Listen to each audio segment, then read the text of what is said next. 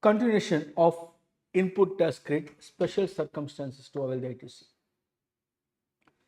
Dear friends, in this process, after section 18 subsection 3, referring to section 18 subsection 4, it is quite opposite to 18.1c as well as 18.1d. 18.1c ceases to become a compulsory taxpayer, means regular taxpayer, eligible to claim ITC. Quite opposite, after the compulsion scheme. From a regular scheme to compulsion scheme, switching over to compulsion scheme, ITC not allowed. So for my taxable supplies, I pay the GST. From today I came to know my entire supply wholly exempted.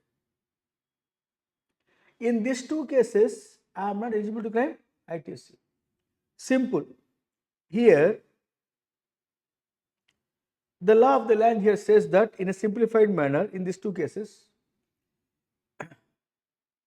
I will present this matter in terms of a numeric example right now in front of you. At the same time, before going for the numeric example, I would like to bring here, sir, if you are a compulsion taxpayer, for example, with effect from 1st April 2025, opted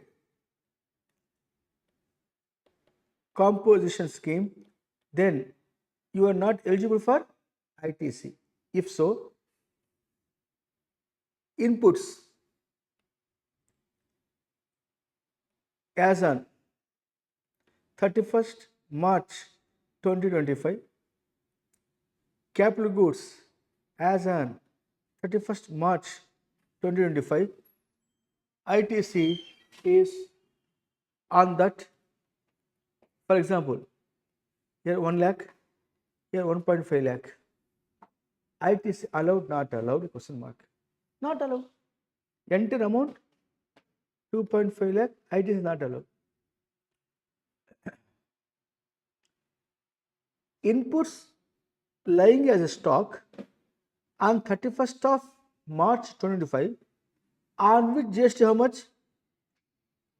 1 lakh. Thereafter, capital goods might be purchased. Capital goods invoice date, let us say 1st January 2023. That time we purchase the invoice. Now here, these two are should be treated separately. In the sense, capital goods is partly for regular tax period, now from now partly for compulsion scheme. So you have to split it in two parts. You have to split into two parts. Which one? Capital goods credit. Capital goods credit should be split in two parts. What are the two parts here? For the period from 1st January 2023 to 31st March 2025 is one period. Do you agree with me? For this period, ITC allowed. From now, 1st April 2025, ITC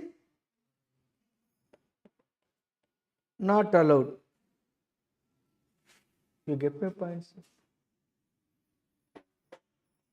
You have to identify that. With regard to input goods are considered, on which credit, which is 1 lakh rupee GST paid, that goods are there, input goods are there in the organization. Input goods as on 31st of March, immediately preceding the date of opted for compulsion scheme. On that input goods, GST is 1 lakh.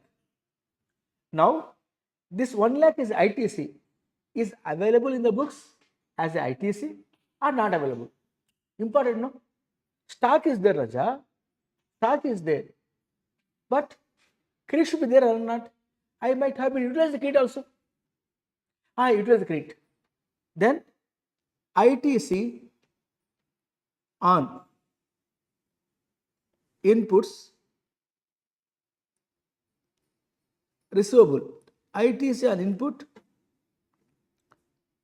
receivable rupees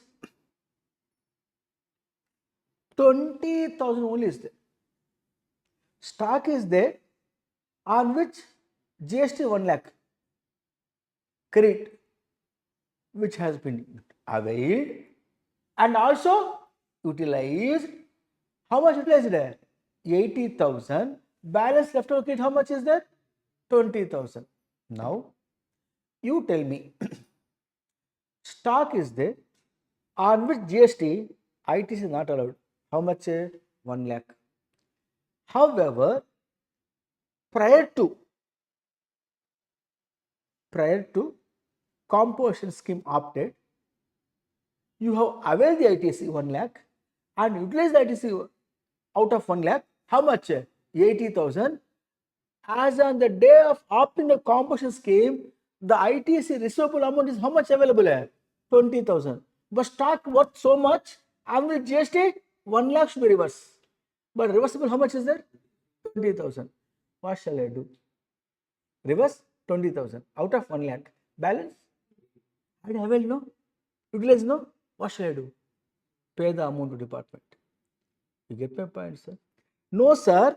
It is 1,20,000, sir. Inputs, ITC receivable on inputs as on 31st March 2025 as on the date. Receivable account itself 1,20,000, sir. Okay. Stock, how much is there? Stock is so much, and with GST how much? 1 lakh. Okay.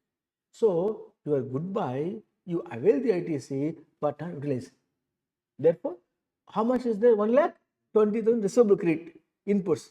From that, fully reverse. How much? 1 lakh. Still excess, how much is there? Will lapse. Will lapse. What do you mean by reversal? What do you mean by lapse? Reversal means receivable account debit balance convert into credit balance is reversible. P&L account debit to input tax credit receivable account is a reversal. Excess credit is there 20,000 which lapse also be called what? Input P&L account debit 20,000 excess amount to ITC receivable. So ITC receivable account should become 0. Reason, you opted for composition scheme.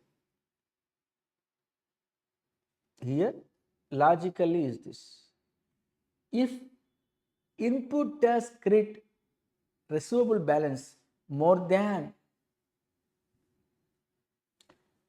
reversible credit, then reverse the credit to the extent reversible, excess credit will lapse. If reversible 1 lakh but available credit is only 20,000 for reversal, reverse 20,000. Still reversible how much? Which is not there in the organization. What shall I do? Pay amount by electronic cash ledger. It's clear, huh? This one. Coming to capital goods credit, this 1,50,000 credit, input tax credit, is ITC amount. 1,50,000. When you purchase the invoice date 1st of January 2023. On 1st of April, you opted the composition scheme. Now, from the period 1st January 2023 to 31st March 2025, that much of GST credit on capital goods you have used only for payment of taxable open supply. It is fully allowed. The balance credit from 1st April 2025, ITC is not allowed. Then how to identify this, sir? Now, the point here is declared that life of the asset 5 years. Declared life of the asset how many years? 5 years. 5 years means how many months? 60 months. Part of the month also full month. You consider how many months belongs to before you opted the composition scheme. year 2023, when purchase January. So 12 months plus 2024, 12 months, 24 months. In the year 2025, how many months? 3 months. 3 months. 24 plus 3. How many months? 27 months. Suppose 27 months, 10 days. If 10 days is there, 28 months. That is not there here. Exactly 27 months. So the credit 1,50,000 into 27 months divided by 60 months. You get my point? It is allowed category. How much comes? 67,500 here. ITSC allowed, fully allowed. Balance left over, how much is there? 1,50,000 minus 67,500 is equal to 82,500. This 82,500 is the amount you have to reverse the credit. For reversal, because you opted a composition scheme, how much credit is there as input tax receivable in the capital goods credit is there? How much is there? 1 point? 1 point? I know. What is credit available in the organization as a receivable? Zero balance, sir. Full amount you have to pay? Return cash ledger. Means you utilize the credit. No, sir. I have with me rupees 90,000 rupees credit, sir. Receivable credit is there. Reversible how much? 82,500. Excess credit of 7,500 will lapse. Get my points? No, sir. I have the receivable credit in the electronic cash ledger. Only rupees 50,000. Reversible 86,500. Shortfall 32,500. You have to pay the cash. Now, as a whole, for example, reversible in the given case, if I have with me here 1,20,000 is available as a credit receivable on input goods, input services as on the date of opting the composition scheme. How much available in the books? Receivable credit 1,20,000. Stock available on which credit is 1 lakh. Then the credit not allowed on capital goods 82,500. Totally 1,82,500 need to be reversed. For reversal, how much is there with you? 1,20,000. Excess credit is there? Is not there. Shortfall is there. So the entire 1,20,000 is reversed, and the balance amount excess, how much is short to be reversed? How much? 62,500, for which you are not having the balance to reverse. Therefore, pay by cash. So this is a provision applicable even if you go for what? Opting composition scheme, or you so far pay the taxable supply, from today it became exempted supply, then you have to reverse the credit or pay the amount to department. Is clear, sir? We will work out a problem that gives clarity, more focus, attention on this part. Have a problem.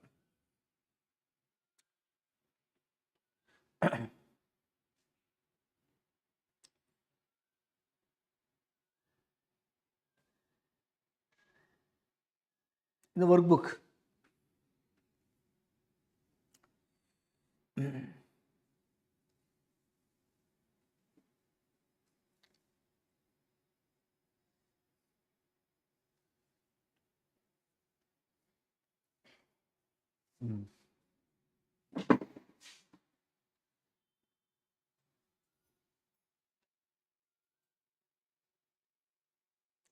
Progress makes perfect, my dear friends.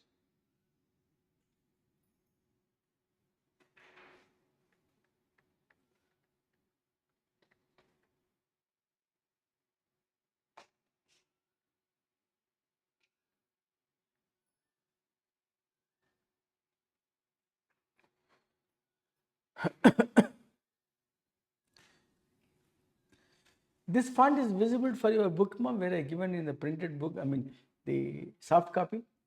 For you, eyesight is clear, is there? Visible?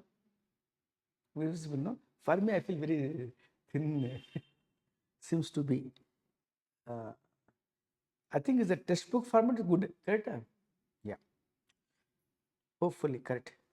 Let us see where that particular example should be referred.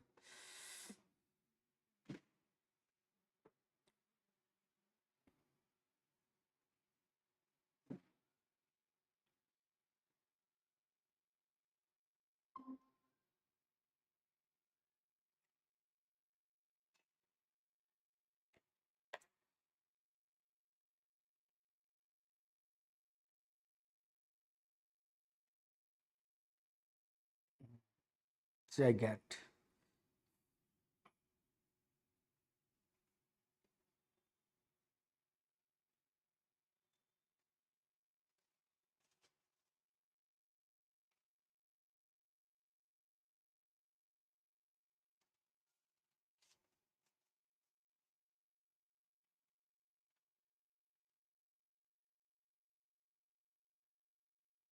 Yes.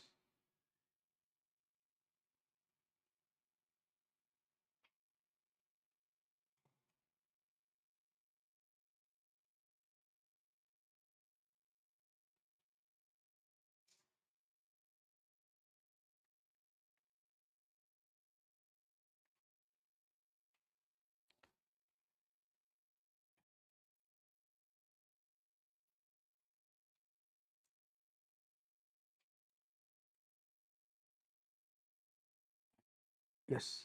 Gigantic problem, sir. In a workbook, page number 238, question number 31, workbook given to you. Very, very, very important in the exam point of view. See, these classes, CA final, CMA final also. There is no separate syllabus for CMA final, same syllabus only. But only thing is, in case of CMA final, what is not there means that what we can call offenses penalties not given in the CMA final syllabus, which are very much important. I fight with the writer of studies, sir, offense penalties, CMA final, why not incorporated?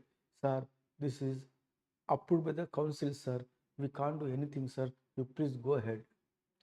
Because offense penalties at final level, CMA should not able to read. From where they can read and understand? Intermediate not syllabus. Final also not a syllabus with difficulty. What I did know, I incorporated that also. Where? In the respect to other chapters, the relevant portions. Offense penalties also incorporated. At most, if you ask me, CF final syllabus, intermediate, the indirect tax laws is equal to CMA final paper. Paper number 5 of CF final equal to paper number 19 of the CMA final. So now please come back and listen here. First reading as follows. Question. The goods manufactured by Triton Manufacturing Limited, registered in Aurangabad, Maharashtra, have been exempt from the GST with effect from 14th November. Prior to this date, the goods were taxable at the rate of 18% and the inputs used for manufacturing these goods attract GST at the rate of 12%. Is clear? As on 14th November, the company has the following in its records. Inputs valued at 1,68,960 are lying in stock. Inputs worth rupees 89,520 are contained in goods that are still under process. Finished goods valued at 5,80,800 are also lying in stock, where the cost of inputs is 50% of the value. Total is 2,90,400. In addition to this, the company had purchased capital goods worth rupees 2,40,000 and paid GST at the rate of 28% thereon through an invoice dated 12th July 2025.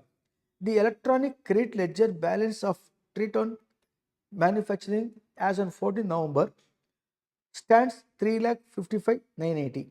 The GST department has directed the company to reverse the input tax credit that relates to inputs lying in stock, inputs contained in the semi-finished goods, and those present in finished goods.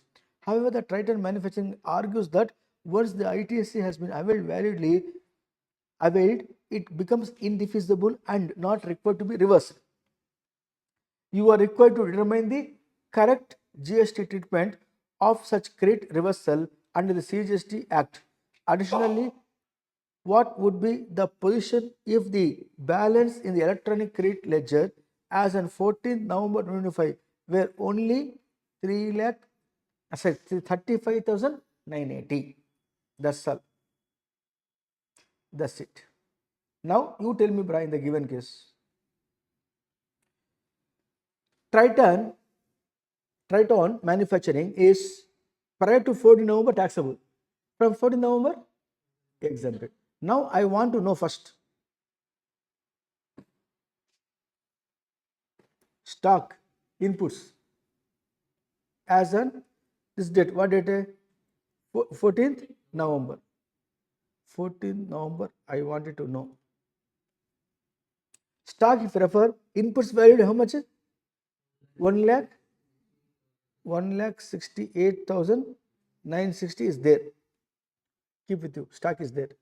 Thereafter, inputs worth 18,550 are contained in the goods that are still under work in progress. Work in progress how much, Raja? 89,520. There are finished goods valued how much? 5,80,800 are also lying in the stock, where the cost of inputs 50% only. So 50% of 5,80,800 how much comes?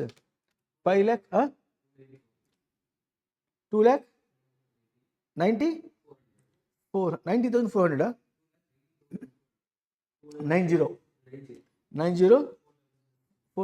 It's clear? This much of stock is there, sir. On the stock, GST credit I should not have been utilized. Correct? How much stock value? 1,68,960 plus 18,520 plus 2,90,400 is equal to 5,48,880. So on this GST, what percentage? Here they are giving the confusion. 18% taxable, but inputs used for manufacturing what rate? So 12% only the input tax credit to produce 18% of the goods. Is clear? How much comes here? 65,866. Is clear, sir? This much of credit should be reversed. If reversal sufficient balance not there, the amount will lapse. Not there, liable to pay cash. You get my point, sir? We'll come back. This amount to be reversed. Okay. Coming to capital goods. Where the capital goods are there? In addition to that, machinery purchase. Capital goods at what price? 2,40,000. What rate of GST? So ITC there are how much? 2,40,000 into 80,000, 28%. 67,200. But it is not only belongs to the now period. Before that they purchase quite for some time used for taxable supply. When they purchase? 12th July. When they are become exempted? 14th November. So 12th July to 14th November, how many months? 12th July, na? So to 11th August. 11th August, 1 month. July ma, 12th July to 11th August, 1 month. Thereafter 11th September, 11th October, 11th November. 4 months, 4 months plus 3 days. 11th up to 14, 11th, 12th, 13, 2 days. Even 1 day also 1 month. 4 months plus 2 days. Therefore, convert into 5 months. For 5 months, fully ITC allowed. That should not be reverse and all. So, balance how many months not allowed? 55 months. Directly I put 67,200 into 55 months divided by 60 months is equal to 61,600 ITC not allowed. Is clear? So, this capital goods and input goods capital goods and input goods. Together how much comes? 1,27,466 is the amount to be reversed. If shortfall, pay the amount. Excess will lapse. How much credit is available in the electronic credit ledger?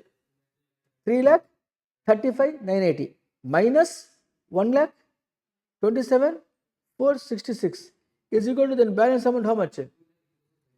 2,08,514. This much excess credit is a excess credit, Raja. Going to be, what is the fate of excess credit? This much is going to be lapse. Is clear? This much reverse. Here.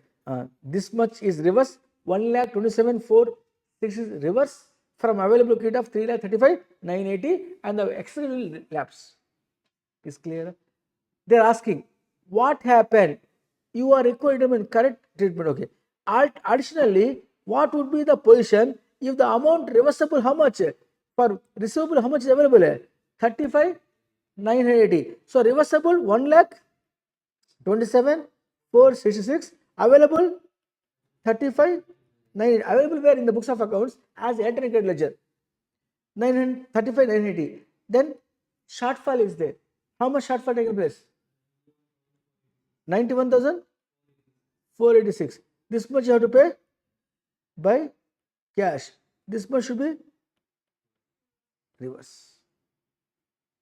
That is great. It is what? Section 18, subsection 4. Same, even, composition scheme opted. Same, totally, wholly exempted. Taxable supply became exempted. In both the cases, same. Is clear? Finally, 18.6. That is also important. Now what happened? Capital goods used for taxable output supply.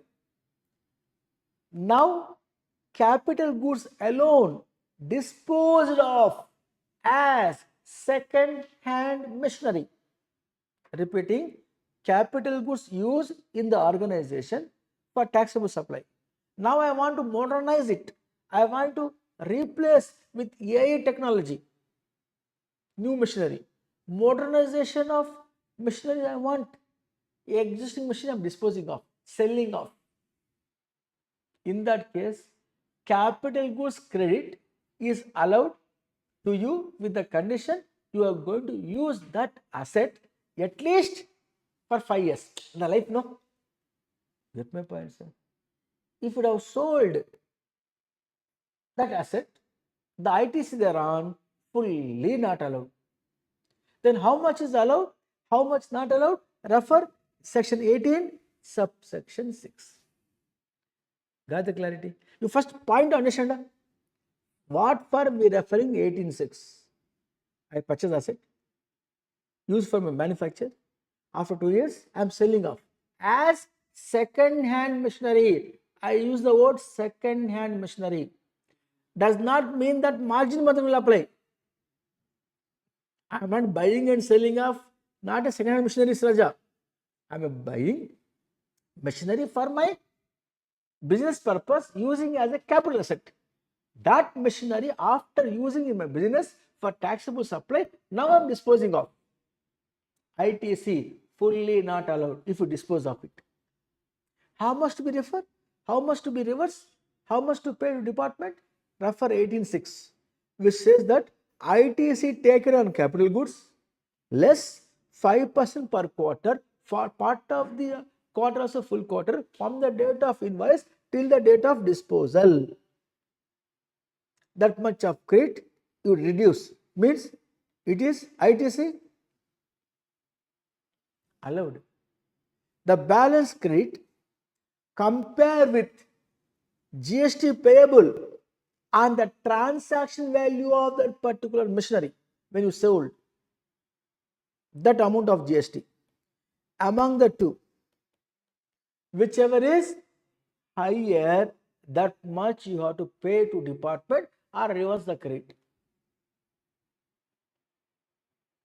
Sir, if I use the asset for 5 years from out of purchase, after that I am going to sold. If I am going to sell that as second hand machinery, 18(6) will come. If you sold that as a scrap, if you selling as a scrap, then what you purchase? Capital goods. Now what you selling? Scrap. Both are different products. Therefore, rule section 18 subsection is not applicable. Whatever the GST payable on the scrap, you pay off. Whichever is higher, not applicable. Sir, after 5 years of usage, in my taxable goods purpose, if I sold it subsequently as secondary machinery for 5 years means 5% per quarter. 5 years, how many months? 60 months, sir. 5 years means how many months? 60 months. 60 months.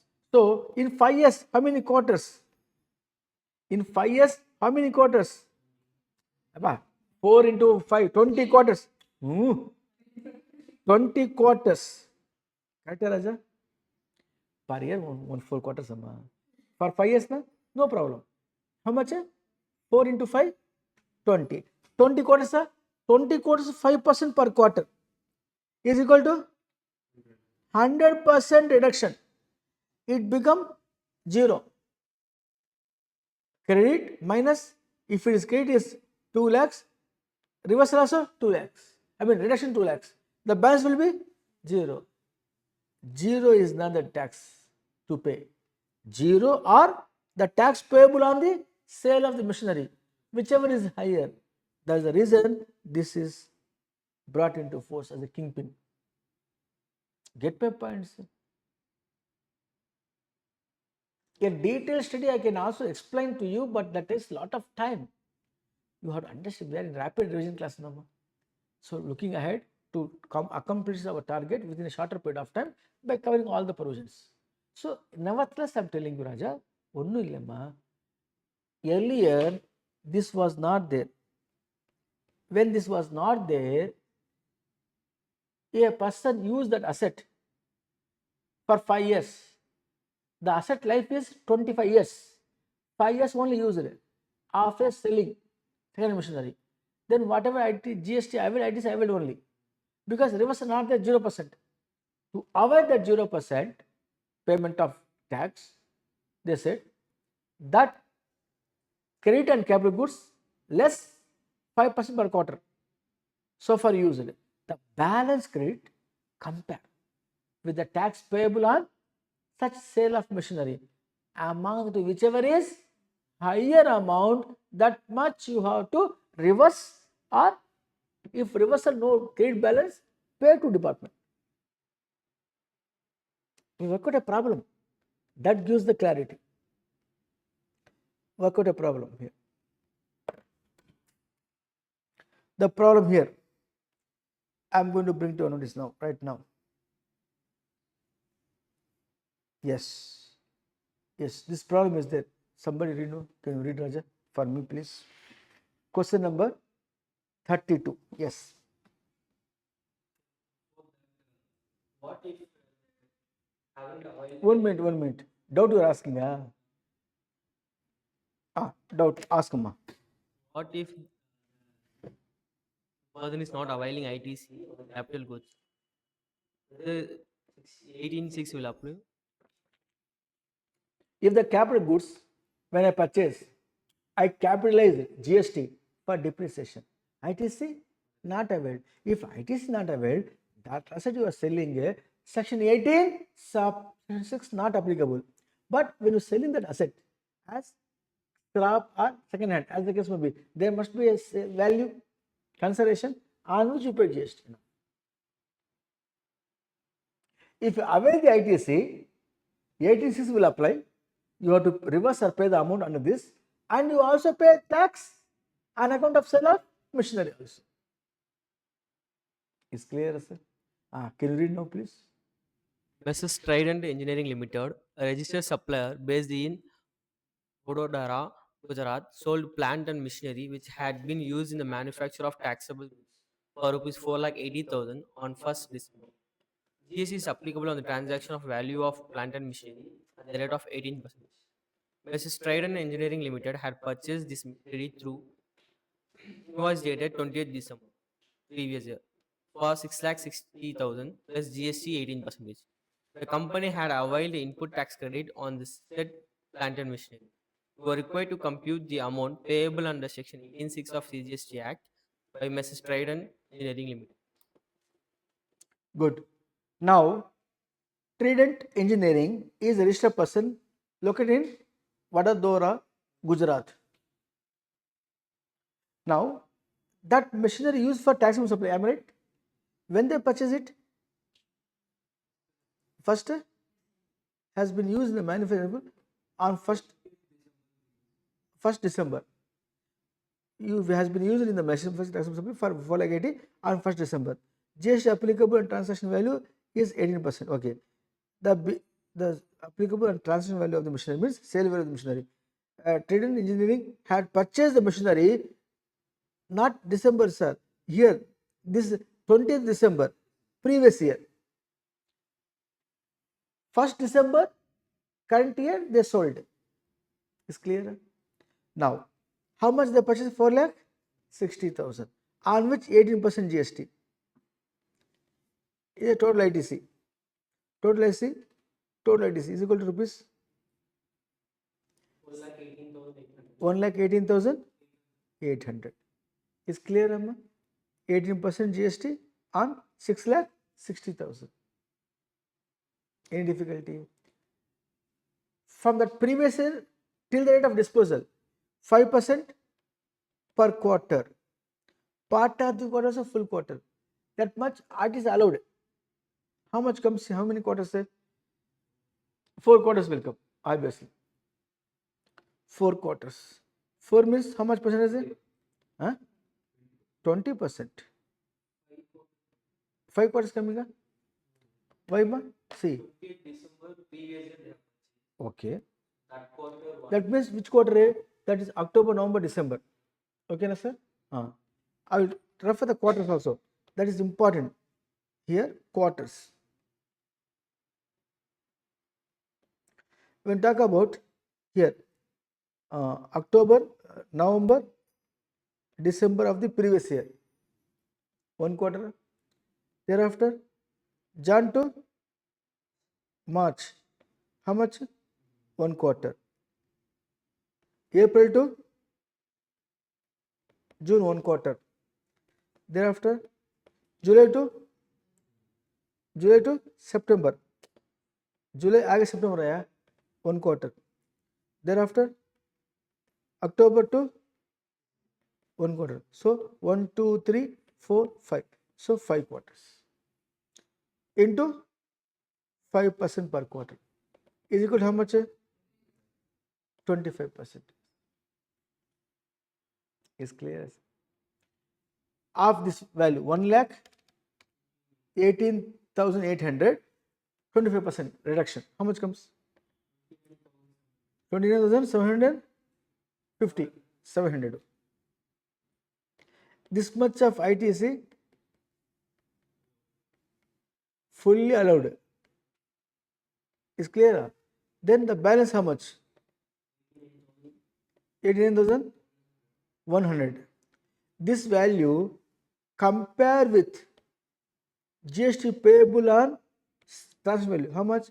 18% on 4,80,000. So 4,80,000 into 80% is equal to 86,400. 89,000 or 86,400, which is higher? This much amount is to be reverse or pay to department. Got the clarity, my dear friends? Is the way in which you have to proceed this. Is clear? Now come back. With this, section 18, special circumstances applicable from the exam point of view. fully, thoroughly covered. Whatever question comes in the examination from these sections, it should be derived from our class only. Either CA final or CMA final, as the case may be. Is clear, my dear friends? Now, before entering into a new chapter called registration at GST, my dear friends, registration very important chapter, without which transactions under GST not going to take place. And there are multiple amendments are taken place. I will bring to notice the multiple amendments to you. And especially CMA final, Raja. CMA final registration chapter specifically not in the syllabus. CMA final. I asked the director of studies when I prepared the syllabus for the paper number 19. Well, conduct, sir, registration very important, sir. They said that is there in the CMA intermediate, sir. If intermediate is there, we won't bring in final, sir. Then I asked the exemption chapter, time of supply, value of supply, place of supply, input tax credit chapter also intermediate, sir. Then why you given final, sir? Reply is, we have to follow the central council decision. If you want me to insert date of studies, Abhijit Mandal, sir, he said, if you want me to include the registration chapter in the syllabus, I have to ask the permission to the central council member. Central council member, one person cannot give this decision, and they have to conduct the meeting. For this one particular query, I cannot take that much of a workload. You please skip this particular registration chapter. In spite of that, what I did, Noma, I added that chapter and sent while preparing the material. Rightly, that chapter deleted from the material. I added saying that registration is important, sir. Though people knows intermediate level, final level student, professional should know this, but they rightly deleted from the material. In the study material paper number 19, CMA final, I am talking indirect tax laws and practice, registration chapter not there. But questions are not going to come in the exam, will come. For exam point of what they say, no, inter and final is the exam. What you study intermediate, you forget about it. Standard costing, process costing, intermediate is there. You skip in final or what? Tell me, Raja, possible? Not possible. It is a form part of it as adjustment in the main problem. So like that, problems are coming CMA final. In the main problem, registration one of the element, though it is a separate chapter. As a result, we are giving attention even on registration chapter for CMA final level while discussing. I will present it. Have it. That is very important. Before going to the registration chapter under GST, there is a concept called, one is called goods sent on job work. Goods sent on job work, one point.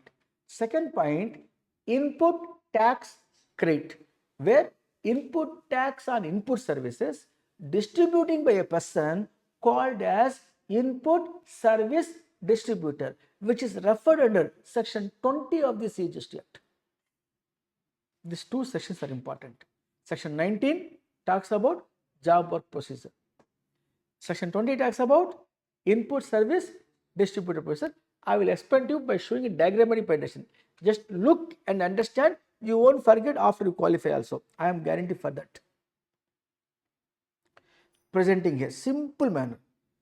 Do not get any tense and do not break your head. There is no formula, nothing. Straight procedure. Here is a procedure. I have given 1, 2, 3 following steps. One, first you read one first point. Thereafter go to point number 2. If you read, if you look at a stretch, is look like a what we called as a particular map of a particular township. It is not so. It should be one by one. We are here. Clear? Before referring this, goods sent by the principal to his job worker under a job work challan. After manufacture or for job work completion, the goods will come back to principal. If so, job worker supplied the goods or supply the services. I want that clarity is required, Amma. Excellent. Why service, Raja?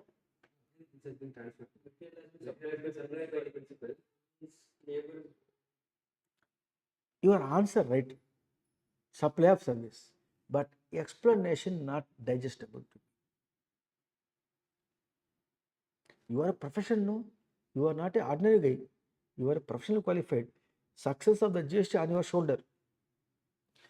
You have to say, job worker supplies, treat as supply of service. Reason, any treatment or process on the goods of the others. I have not did a problem on this. So one company called Sudama Industries, pipes, the gips. I said or not? So I referred to mounts and they sent on job work basis. Sudama Industries, Amma. Understand or not? You people are there in the first class, second class? Is there through online mode, Amma? One problem we did, Raja, on this point, Sudama Industries manufacture the pipes to plasto manufacturers, like that. So, as per schedule 2, point number 3, schedule 2, point number 3, job work means any treatment or process on the goods of the others, always supply of services. Goods sent by the principal to the job worker, the value of that goods should not be added in the value of job work charges of the job worker. Supply of goods by the principal to his job worker is not a supply. Can you agree with me? With the condition, you have to follow the procedure. You have to follow procedure. What is the procedure, sir? Once I manufacture the job worker, principal want to send the goods to job worker, he should intimate to his jurisdictional officer. Principal should intimate to his jurisdictional tax officer, sir, I am sending so and so goods to so and so person. My name is so and so, my GST number is so and so. Please permit me to send the goods on job work basis, where I am preparing a challan, sir, and also accompanying e-way bill, sir. E-way bill is mandatory, sir, irrespective of the value of the goods, sir. If the goods sent for job work at interstate level, I am sending the goods from here, Pune. Pune means Maharashtra to job worker, Jaipur. Jaipur means Rajasthan. Interstate supply of job work, goods sent for job work by principal. E-way bill is mandatory, irrespective of the value of the goods. It's clear. Everything is this, sir. Please permit me to send the goods. Permission granted. The goods sent on job work basis to job worker Jaipur. This is not a supply. Now, job worker going on doing the job work, not at all return the goods.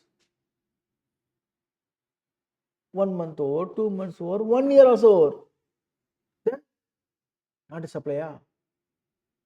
Section 143 says, if the goods sent for job work, input goods, not returned back within 1 year from the date of dispatch, that goods are supply, deemed supply, liable to pay GST. What is the time of supply?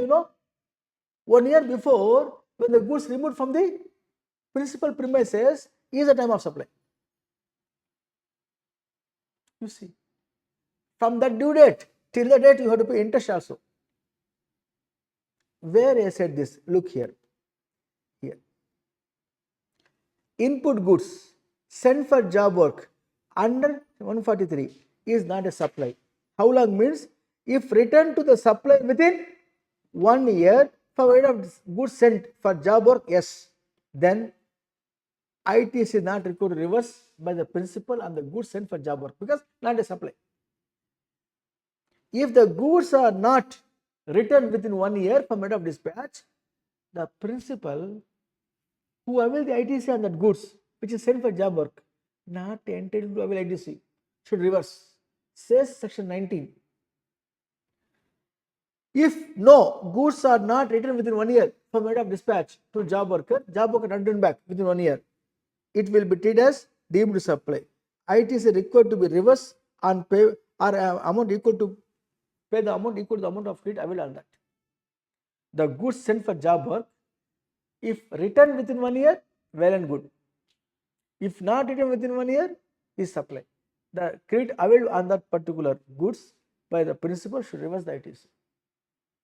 Is clear, as sir? Next, if the goods are capital goods sent for job work, also be not a supply, provided the goods should be returned back within 3 years from the date of dispatch. Universe CA final, CMA final commonly nowadays appeared question number 1 out of 100 marks. Question number 1, multiple choice questions mandatorily. For CNA 30 marks. For CMA final, how many marks in idea? 30 marks. Almost a ditto. CMA is to copy CA.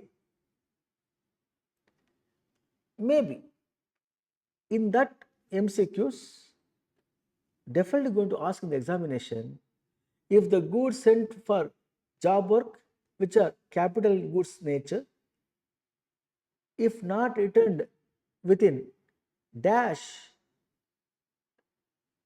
the supplier should reverse the credit. A, B, C, D. 3 years, 2 years, 2.5 years, 5 years.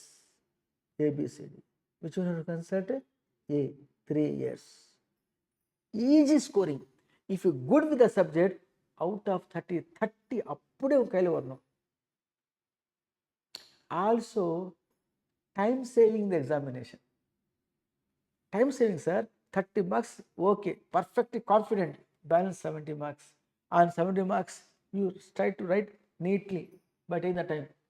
You take out of 70, 40 marks you take. 40 marks. Here 30. 30 plus 40, 70. Decent marks. As long as I'm the faculty, you are my student, you get decent marks. 60 under I won't count. 60 assault over. If you put some efforts, beyond 70, yes will come. How means while writing the answers, try to inculcate and write section.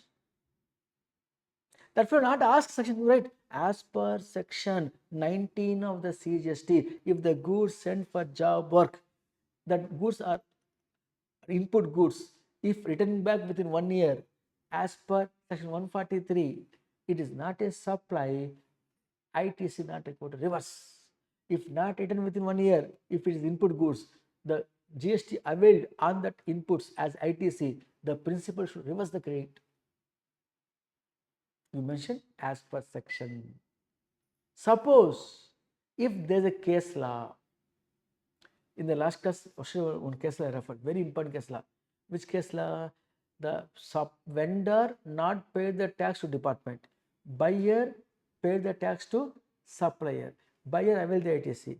Because of not satisfying the condition, section 16, section 2, class C, department asking the buyer to reverse the credit without having any inquiry for the vendor.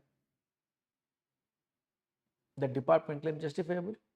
Decide with the help of district case law, if any. That type of questions well possible to appear CMA final. I am talking about CMA final. Each chapter in study material, case laws are there. You are aware of that? Paper number 19 study material, if you have CMA final students, each chapter they asked me, told me, Mr. Rafi, each chapter should containing MCQs, fill in the blanks, followed by important case laws. Is a parameter given to me to design the structure, the content. Whereas CA final at present there is no specific demand like this. Decide the case law with the help of decide case law, if any. Such word is not appeared so far. It is appeared in the examination of CA final from the customs law point of view, but not from the case law point of view. But in the CMA final ma already there. Case laws are form part of a syllabus, exam point of view. Now, if the question asks like this is the case with help of this case law, then you can say as per refer in the last lesson. You want to give a clue. Case law ma vendor without conducting the inquiry in the vendor place, send the notice to the buyer to reverse the credit because the vendor not paid the amount to department tax. Suncraft Energy, Suncraft Energy Private Limited. That much enough to write. Full citation not taken in the exam hall. One of my student got 91 marks in IDT CA final, who is all India first rank holder. I asked him, hey Mr. John Bedro, tell me, have you quoted the section in the examination to get 91 marks? He said by laughing, sir, exactly not able to remember, sir, but I tried to answer when there is a ABC versus Commissioner of Central Tax. I mentioned the ABC. I mentioned ABC. To the extent possible, I recollect, I mentioned, sir. Get my point, sir. After that, one student got 97 marks CA final IDT, my student. All India Best Paper Presenter award in the subject called Indirect Tax Laws. He should given a separate memento for him. He is all India 11th rank. Highest marks among the 8 papers, Indirect Tax Laws. Even John Bitro, first rank holder, AIR 1, CF final, among the 8 papers, highest marks, IDT, 91 marks in the mark sheet. They came and shown me, they came to my place and shown the memento also. Then I conducted the interview with them. Those interviews are available in the YouTube channel. Get my points. I asked that All India 11th rank who got 97 marks in IDT, Best Paper Presenter Award. Till now, no one has been crossed that limit. With my best of knowledge, I have not come across. CA final, IDT, 98 marks. I have not come across. If you come across, please let me know. I will update myself. Now, I asked that fellow who got 97 marks, have you quoted the sections? Have you quoted the case laws where required? He said, yes, sir. I have quoted the sections. I quoted the case laws wherever required by the institute. Then 97 marks is deserved for that. Get my point, sir? So you decide. I given the platform, sir. Is your hard work, your labor to good, get good score. You want to get 60 marks, 60% or 70% or 90 plus percentage in the indirect tax laws. Yes, yours.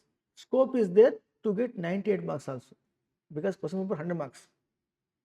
Still I am not satisfied with 97. 3 marks left over. Why not centum? Why not centum, sir? You are the best brains of India. Your labor speaks, your hard work speaks, Amma. Now come back. So, if you understand this particular point, we coming back to our regular study where the job work procedure. Job work procedure, now come back here. We are here only, am I right? We should not forget the baseline.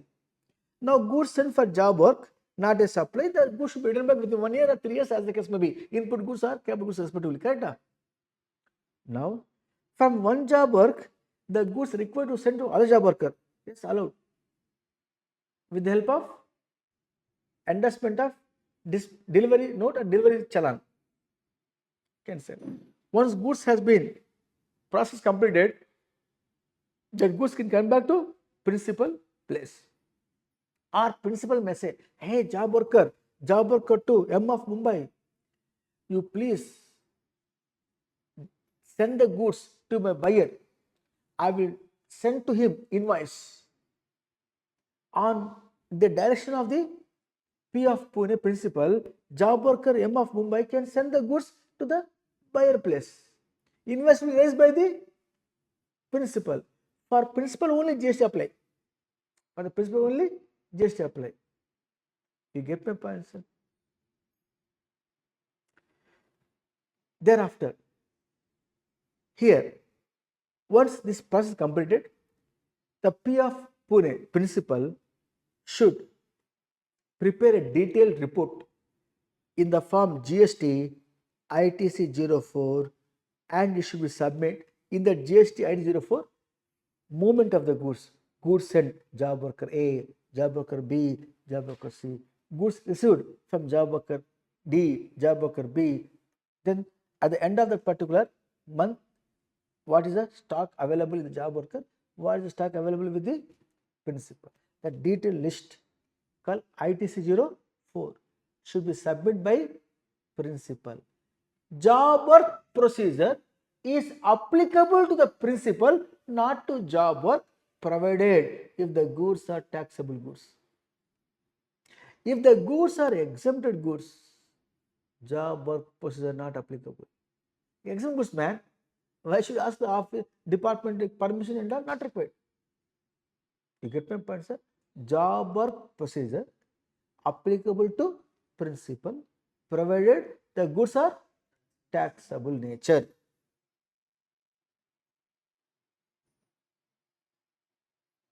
If the goods sent from the job worker directly to the buyer place by the principal, what is the place of supply for the principal? Get my point, sir? Place of supply important, no? To pay GST by principal, whether CGST, HGST or IGST. Now look here, one example. The principal is located in state A. Let us say state means A, state A, Tamil Nadu. Principal located where? Tamil Nadu. Job worker located in state B. Let us say Andhra Pradesh. Job worker where located? Andhra Pradesh. And the recipient of state C, recipient means buyer. C means, let us say here it is let us say New Delhi. Recipient means what? Buyer. Recipient means buyer. In case the supply is made from the job worker place of the business or premises, the invoice will be issued by the supplier. In that case, supplier located in the state A to the recipient located in state C, the said transaction will be an interstate supply. In case the recipient is also located in state A, it will be intrastate supply. Now the buyer, recipient, where located? New Delhi. Supplier where located? Tamil Nadu. It is called interstate. Is clear, Raja? Suppose if the buyer instead of New Delhi, if the buyer is in Chennai, supplier Tamil Nadu, buyer Chennai, place supply goes to Chennai, location supplier Tamil Nadu, place supply Tamil Nadu, then it is called what? Intrastate supply. Is the way in which you have to identify in the case where the place of supply with regard to goods sent for job work. Now got the clarity. Now coming to ITC 04, I said no. ITC 04. Principal should submit GST form ITC 04 in the office of department periodically. This is got amended. Earlier it was quarterly. Earlier it was quarterly. Now it is not a quarterly, not a monthly. What is your turnover, principal? More than 5 crores, sir. Oh, more than 5 crore, bada person. If so, in your case, you have to file the GST IT 04 stock movement details. half yearly ones. Enappa? Half yearly ones. By 25th of October, first half of the year, April to September, 25th October. Second half of the year, October to March, 25th of April. Sir, my turnover not exceeded 5 crores, sir. Less than equal to 5 crores, sir. I'm a principal, sir. Small guy. For you, yearly ones you submit. Enough. What? Form ITC 04. April to March you submit by 25th of April. Only once in a year. This is applicable to whom? Not to job worker. To principal. Is clear, sir? Now, mind-blowing point I'm telling you here. It may going to come in exam at final level. See, P is a principal. Where is he? Pune, which is Maharashtra.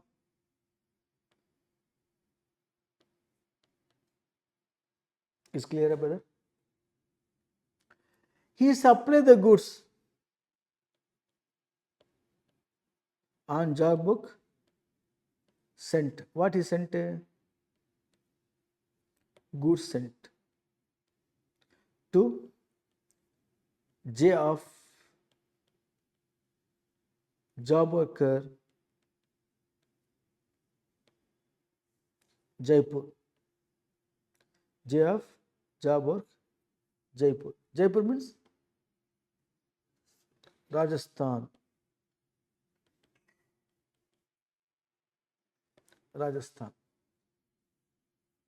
Now, this job worker unregistered person. Why? His turnover not exceeded 20 lakhs in Rajasthan state.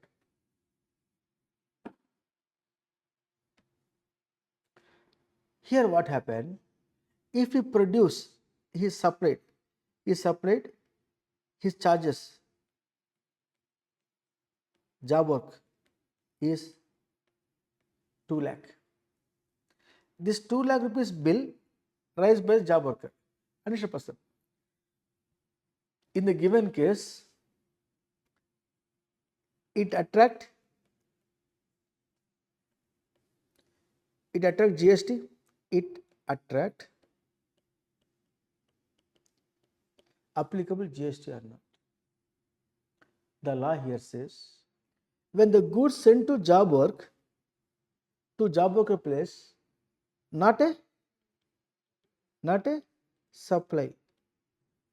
Logic behind it, job worker premises treated as extension of the principal location. Is a principal location Pune, which has been extended job work place. If the job worker registered person, job worker will pay the GST. If the job worker uninsured person, for the job work charges, liable to pay GST by the principal. You get my point, sir? Reason, job work premises is an extension of principal location. When the job worker is a uninsured person and the liability not going to pay, that liability to pay by the principal. You get my point, sir? Is one point, hidden point.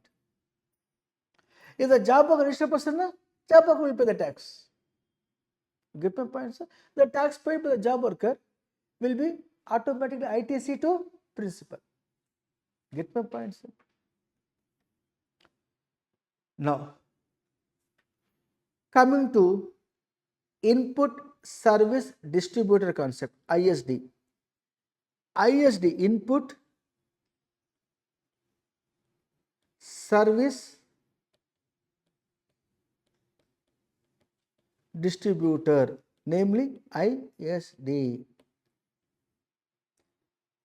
ISD. I stands for input, S stands for service, D stands for distributor. this is the concept comes into picture only when if the transaction between distinct persons as per section 24 distinct section 25 as per section 25 subsection 4 subsection 5 who are the distinct persons means one permanent account number holder having multiple registrations under GST. If so, look here. A is head office, Hyderabad. Who is a registered person?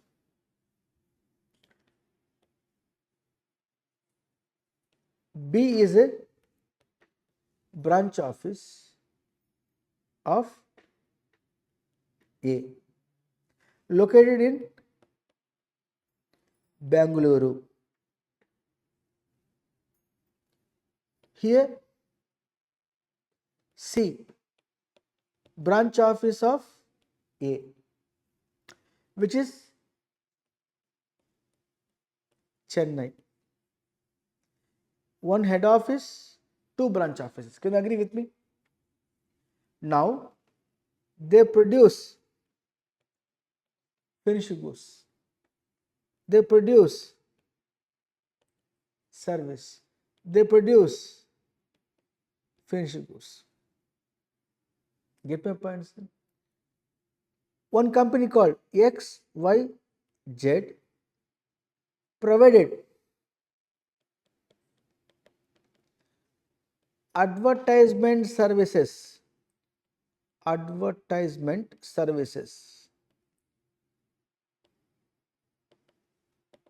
for rupees 5 lakh by promoting head office finished goods, branch office Bangalore finished goods. They promoted. No service has been promoted for C of branch Chennai. Is clear? Now for 5 lakhs GST they charge, let us say 18% GST, which is 90,000. Is clear? With this 5 lakhs 90,000 bill came to this fellow. So this fellow has ITC how much? Rupees 90,000. This 90,000 credit is not pertaining to head office alone. Head office as well as branch office. Now, branch office Bangalore asking, please distribute my proportionate credit. Rule number 20 says, hey, A head office, you distribute the credit to your distinct person who has been received such input service. If any branch not receive the input service, to that branch you should not distribute. And moreover, you have to have a registration for distribution. Head office said, I am holding registration. Sorry, that registration only to pay the GST normal registration. As per section 24, if you wanted to distribute this credit, you must be get separate registration as input service distributor in addition to already what you have registration. So there are two registrations now, as a input service distributor and normal regular taxpayer normal registration. Having that registration, distribute the credit. While distributing the credit, what is the base? Previous year turnover. Turnover of A 20 lakhs. turnover of B branch office, let us say 10 lakhs, in the ratio of 2 is to 1, 2 by 3 goes to A, 1 by 3 transferred to B. How much 1 by 3? 30,000 rupees. This 30,000 rupees is the ITC to this particular fellow. ITC rupees 30,000 rupees. This one process is clear. Huh? Now we have a circular. This is circular. Head office has two options. Head office has two options. One, they can have registration as an input service distributor that can be distributed. Correct. By following the procedure. Otherwise, not required to have separate registration. But you can transfer the credit by tax invoice. You raise the invoice against branch. Invoice raised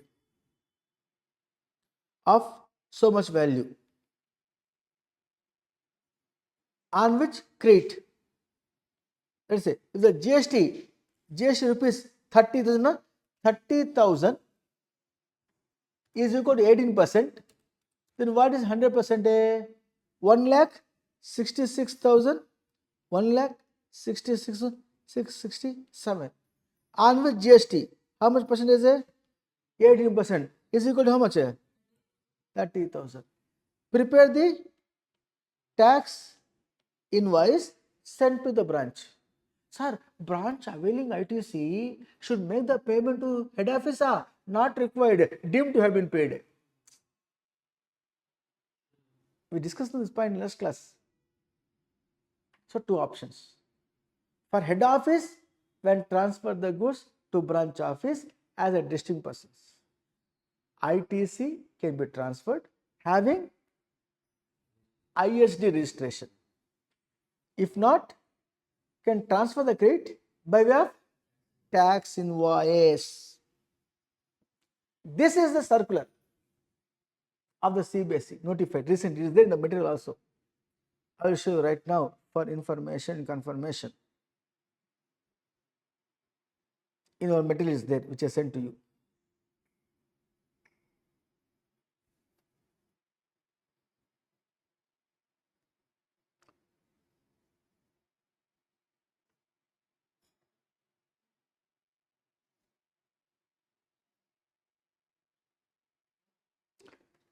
Head office, branch office transaction.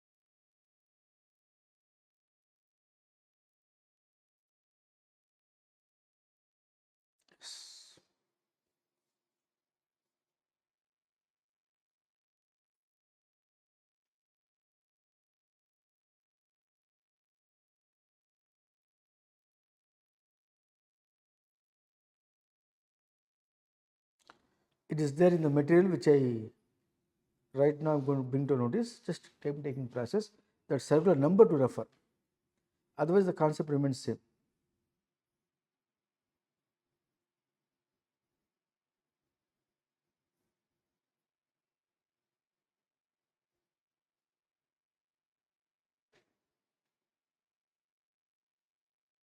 Under warranty, thereafter ITC can be expense incurred by the repair motor vehicle. Okay.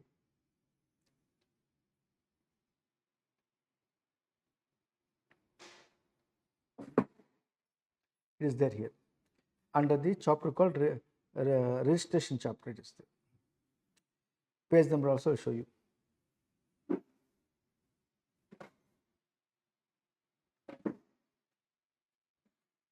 Yes, the circular. Clarification regarding tax liability of the service provided by the head office, provided by an office of an organization in one state to the office of that organization in another state, both being distinct persons. Here, question number 1 with a solution, question number 2 with the solution. Now, what is the question number 2? Question number 1 I refer to you right now. This one. Question number 2 is, question number 1 is this. Question number 1 is this. Two options. You can have ISD registration or tax invoice. Question number 2 is what that? No, circular. Suppose here it is from outsider, a third party, a third person providing services. No, sir. Head office itself providing services, internal services. Internal service. Head office provides to branch office. Appo required to have separate ISD registration? Not required. Required to issue tax invoice? Not required to issue. Reason you know? Reason you know? If the input tax is fully allowed to the recipient, rule number 28, sub number 1, second provision, last class refer now. Value is 0. No invoice issued, open market value is 0. 0 is open market value. Is the second question. Meaning thereby, from a third person, service received on which GST credit distribution, two types, either tax invoice or ISD. If not, internally providing services, head office himself providing service to branch office, for which is a supply, even without consideration at schedule 1, which is supply. That case,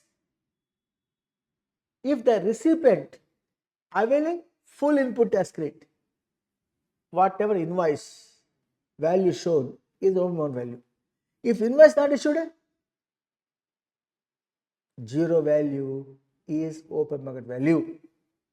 Strictly speaks, internal department transfers between distinct persons where the recipient availing full input tax credit, then not required to raise any invoice, not required to pay any tax,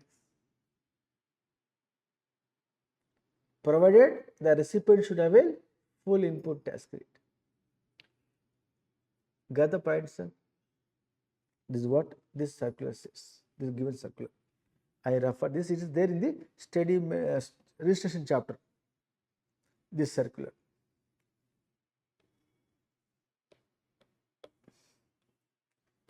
With this, the biggest chapter called as input tax credit to the maximum extent I completed. What is there here and there means some small issues. One point I will ask you, you are able to answer. 100% confident on my students. I sold this product. I sold this product for rupees 1 lakh. 1 lakh. GST 18%. I said 1 year warranty. 1 year warranty. If during the warranty period, if any spare parts goes, I will do freely. And I sold. You brought to my notice within 6 months, one spare part gone. I have my stock. I am replacing the spare part. I am replacing the spare part. I am not charging from anything because freely, during the warranty period, I provide spare replacement of spare part free of cost during warranty period.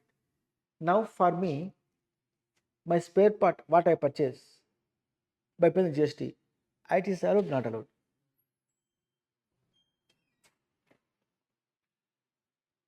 You are a semi-qualified someone. You have knowledge. Even though you say incorrectly, I will say knowingly you are not telling me correctly because you are semi-qualified. Repeating, Raja, this product I have priced 1 lakh. When I priced 1 lakh, I said to you 1 year warranty. Correct? That 1 year warranty period, what would be my labor? What would be my spare parts replacement? That expenditure also calculated and add in the value. Correct?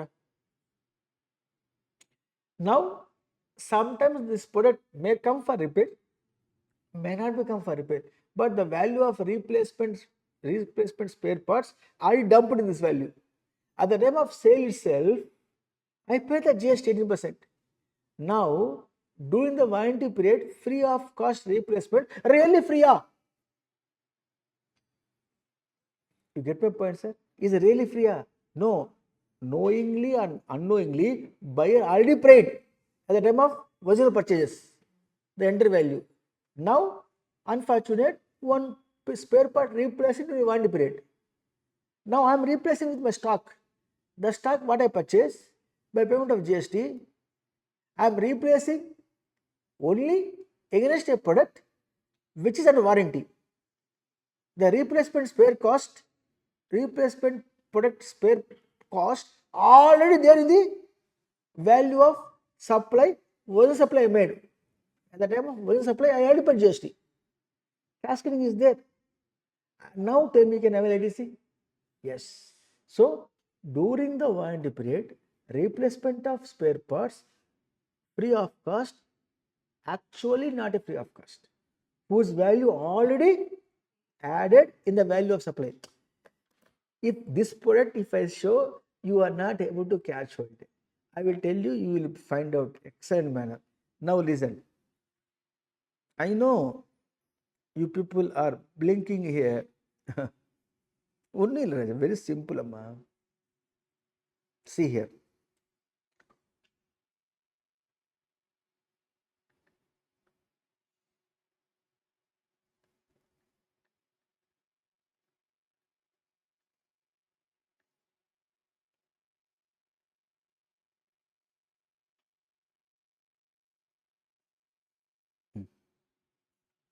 It's visible, huh?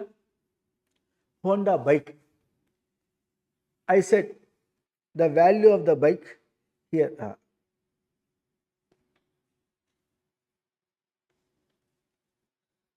is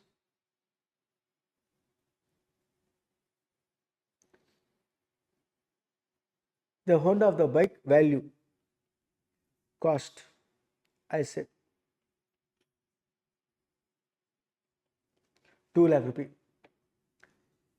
Customer asking, oh, very good, super bike, 2 lakh rupees. How many months are warranty? Warranty. Ayo, I have not calculated warranty. Free of cost you want? I sir, the competitor giving free of cost warranty. Five warranty is free, 5 months free, including spare parts also free. Okay, then this fellow Honda company, if I offer for 5 services, what would be the maximum cost per service, including spare part? 10,000. Not beyond that, because I know my product is worthy. So 5 services, each service 10,000. 5 services equal to how much?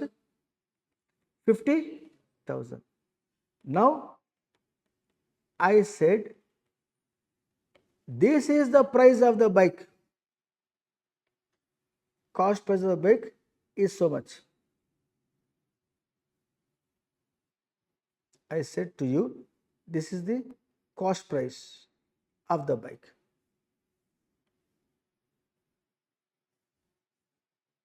Then this particular enter my computation, what happened? I am hiding. I am not going to show now. Yes or no?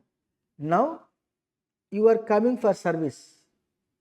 Each service, first service, first service, second service, third, fourth, free. Here, free, free, free, free, free. Really free, yeah. Each service 10,000, add here in 250. Now, while doing the free service, spare also free replaced, whose cost, let us say 2,000. This 2,000 is there in 250 or not? Now, this 2 spare part I purchase as a dealer, I purchase it by paying GST. That GST can avail ITC if I use the spare part replacement free of cost during warranty period. Can I able to avail ITC? Yes. Now warranty period over. Still dealer has a love and affection on the customer. Nee va na free ah padintara. Suppose you come, I will pay freely. If say replacement spare part free, if the dealer said really free, no consideration, no GST. Is clear? That goods purchased by him by payment of GST. ITC, why not allowed? Better way around. Why not allowed? One word you say, I will say hats off to you. I purchase a raw material, I mean spare part by payment of GST, which I provide freely, even after expiry of warranty period. If so, the GST paid and spare part, ITC not allowed. Correct. Why not allowed? One word you say, I will say hats off to you. Ah, block it, Raja. Say blocked credit. I said, no, ma. If the goods are under blocked credit, ITC not allowed. Freely distributed, ITC allowed. I said, Aravinda Pharma manufactures new medicine, cough syrup, supplied freely across the India through hospitals. Taxable? No, because no consideration. But ITC allowed for the raw material? No, because block credit. You have to speak in that language. Technically, you have to speak. Correct, sir? As simple as this.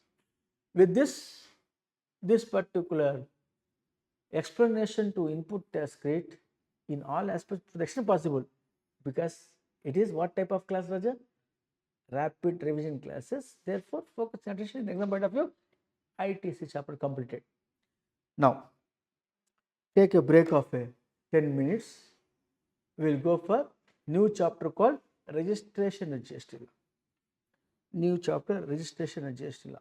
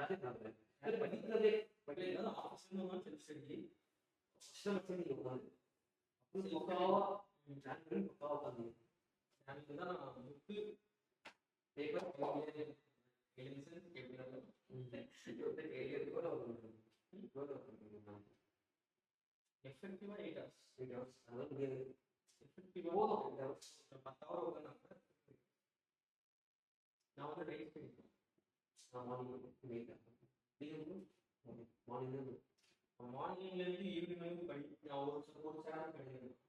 Night நான் 11 to 3 o'clock நான் சாப்பிட அந்த மாதிரி பீஸ்ஃபுல்லாக silent morning சொன்னால் பேச அந்த டே பெருசாக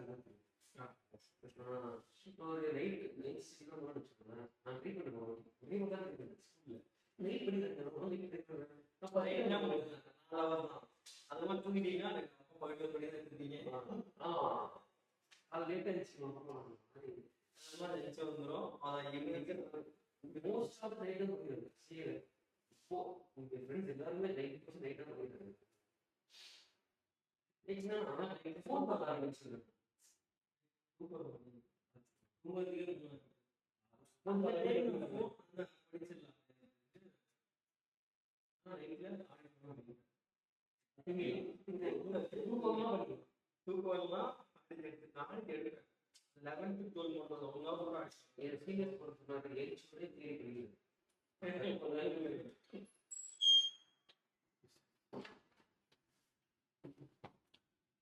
No, why the due date extension? No, the ITR September 15, not 30.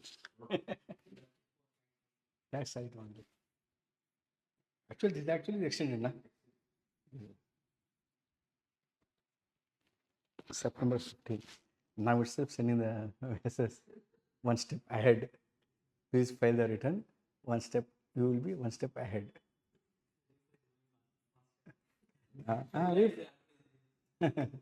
Yes, refund is the important knowledge.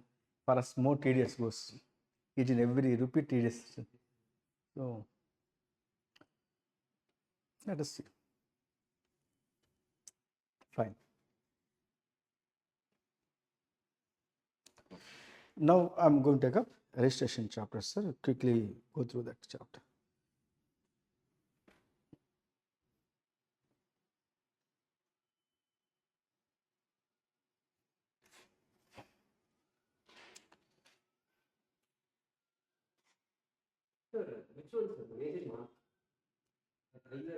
ITC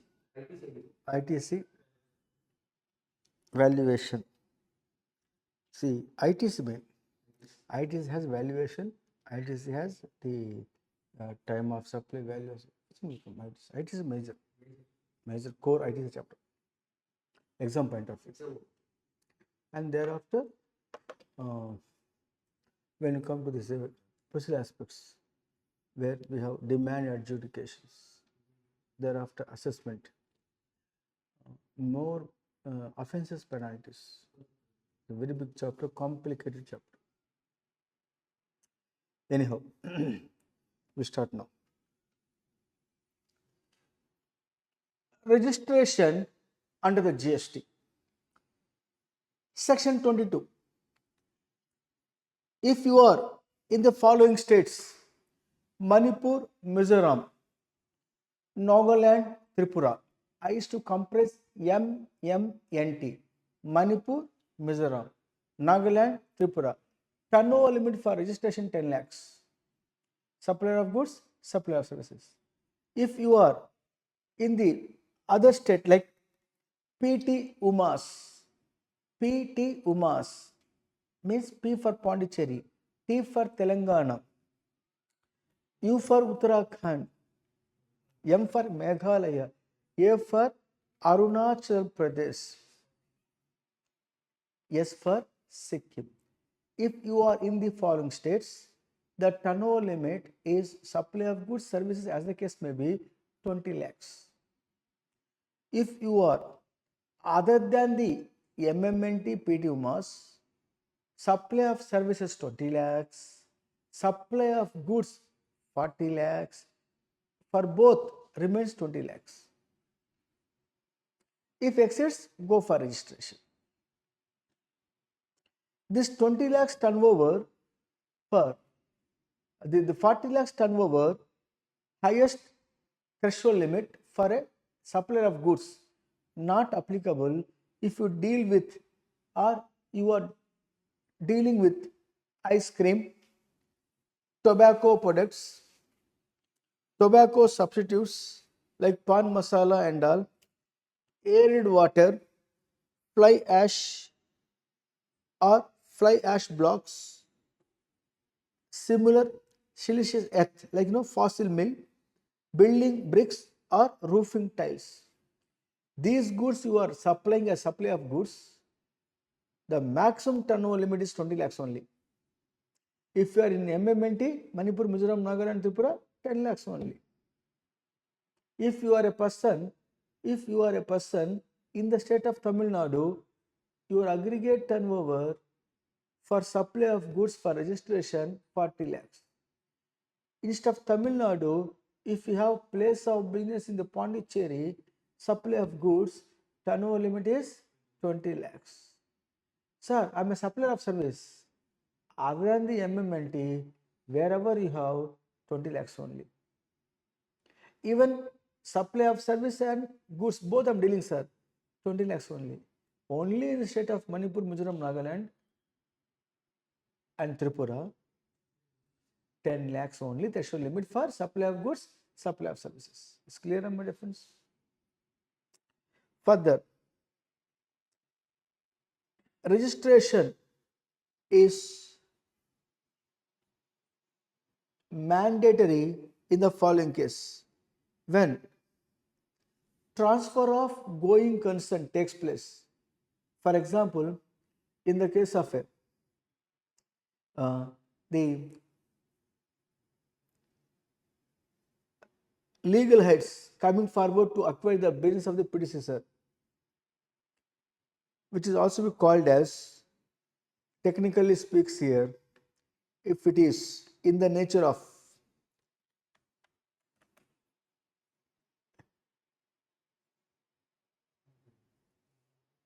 what we can call here is a good terminology, it is there.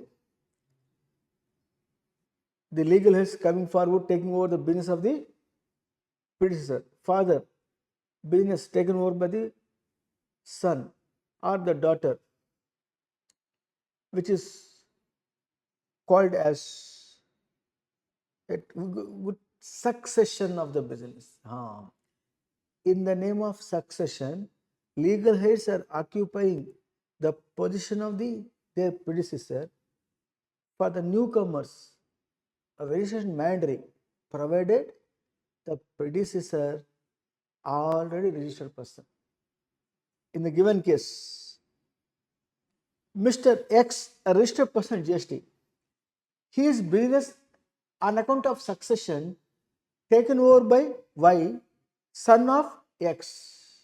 For X, already registration is there. That business taken over by his son Y. For Mr. Y, registration mandatory. Separate registration. Sir, Y turnover not received threshold limit, not required. Reason, Y acquired business of a registered person. Therefore, for Y, registration is mandatory. Further, in the case of amalgamation, absorption, look here, Ram Limited, Rahim Limited, Robert Limited, all the three are registered persons, amalgamated and formed a new company, RRR Limited. Now, for RR Limited, registration mandatory or not? Yes, Triple R Limited, registration mandatory. Then they have to go for making the application for registration within 30 days. From which date? The limited company has two dates. One is date of certificate of incorporation, other one is certificate of commencement of business.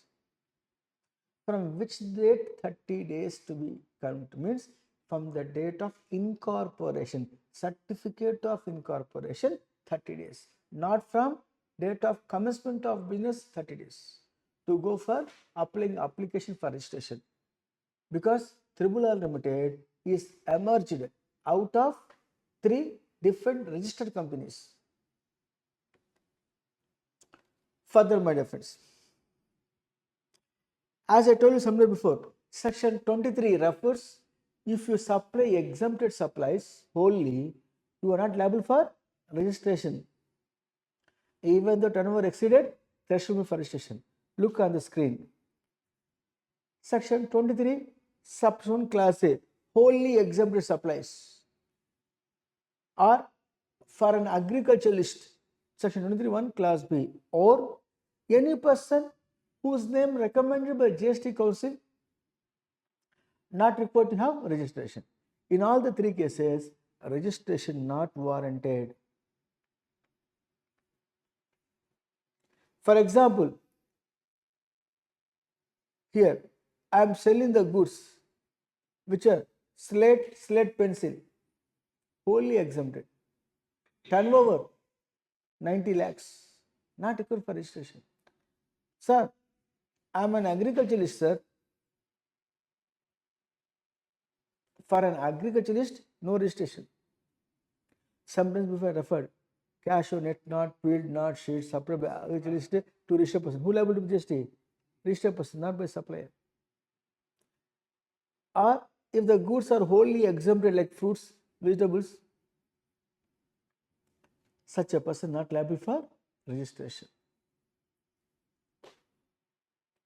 Now furthermore referring here, section 24, compulsory registration.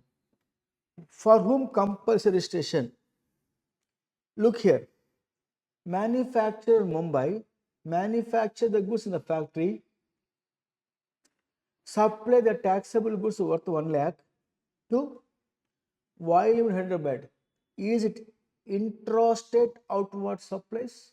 Is it interstate outward supply? Interstate outward supply. Section 24 clause 1. If you supply the taxable goods at interstate level, irrespective of the turnover, registration mandatory. For a service provider, threshold limit applicable. Interstate outward supply of services, threshold limit applicable. But supply of goods, time limit, the threshold limit not applicable. Likewise, a casual taxable person. You know casual taxable person?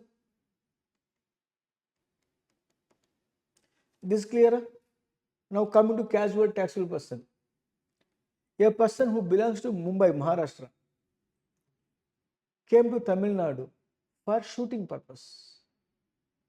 He is carrying the business here.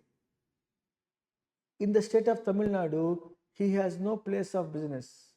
In the state of Tamil Nadu, he has no residential proof. Residential proof only one place. You can't have multiple places. So, he belongs to Maharashtra. In Tamil Nadu, he is called as a casual taxable person. For him, registration mandatory. And for him, advance tax under the GST applicable. At least 5 days before the commencement of the business in India, casual taxable person should pay advance tax on estimated supply of goods or services, estimated GST liability less estimated input tax credit, the net tax payable at electronic cash ledger, which is estimated. That money you have to pay in advance as advance tax at least 5 days before the commencement of the business. After that, his registration under GST law as a casual taxable person in the state of Tamil Nadu is valid for a period of 90 days from the date of registration or the period for which he is sought for registration, among the two, whichever is earlier. Whichever is earlier. Whichever is earlier.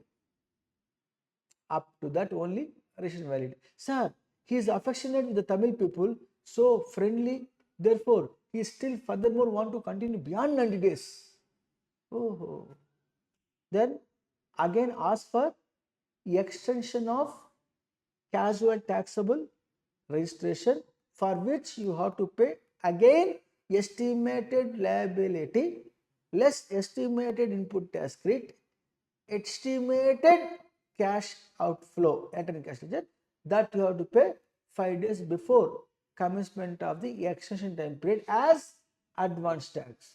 He paid advance tax, bro. After that, he came to know that when he is leaving Tamil Nadu and going to hometown Mumbai, he came to know that by filing the return, he came to know that he paid excess amount. He paid a excess amount. Can ask for refund? Yes, refund is allowed to him, provided he had to file the returns. Is clear? Coming to reverse charge mechanism applicable cases where the recipient liable to pay tax. If the recipient liable to pay tax, then for recipient registration mandatory. Recipient liable to pay tax, the recipient registration mandatory. For example, one example, renting of a cab, motor cab, where the rental charges includes cost of fuel, supplier any person other than body corporate to a body corporate. Who liable to pay GST? Recipient being a body corporate liable to pay tax. If so, such a recipient being body corporate should not refer threshold limit for registration. Registration mandatory. Look on the screen. Supplier any person other than body corporate is individual. Supplied renting of a motor car. To whom provided services? Provided services to body corporate. Who is the recipient? Who liable to pay GST? Recipient. Body corporate uninsured person. So what? Registration is mandatory. Get registered. For RCM, there is registration same as FCM. The registration you have as under FCM, same registration can be used for payment of RCM. For RCM under section 9.3, no separate registration, unlike of your ISD registration. ISD, input service distributor registration, is in addition to normal registration. But under RCM liable to pay GST, you can pay GST having the same registration number. Further, for e-commerce operator who covered under section 9.5, for 4 cases, I refer no. One is radio taxi or any other motor cab, including omnibus, given on rental basis to e-commerce operator. Omnibus should not be supplier, should not be company. RCM, e-commerce operator 9.5. Then short-term accommodation 100%, housekeeping service 100%, cloud kitchen services. In all these cases, routing through e-commerce operator liable to be tax. For e-commerce operator, registration mandatory. Not to cloud kitchen, not to customer, only to e-commerce operator only registration mandatory. Then they have to pay the full amount of tax. Resultantly, e-commerce operator covered under 9.5 or 5.5 of IGST. 9.5 of the CGST, 5.5 of the IGST. 5 means section 5, subsection 5 of the IGST. If you are going to pay the tax, then such e-commerce operator not liable to collect TCS. Get my points? Under the GST law, section 52 talks about TCS. You work out the problems also, you understand this. Further, a non-resident taxable person. Who is he? Non-resident taxable person. NRI, who comes to India to carry out the business temporarily. For him also, registration with GST law mandatory, and moreover, he has to pay advance tax like a casual taxable person. And his registration is valid for the period for which he is sought for registration or 90 days from date of registration, whichever is earlier is the time period up to which the registration is valid. Further want to extend, further 90 days can be extended for the period for which you sought further or 90 days, whichever is earlier, for which extra you have to pay advance tax at least prior to the commencement of 5 days of the subsequent period. You have to pay advance tax. Same as casual person. Estimated liability less estimated input tax credit, estimated cash outflow.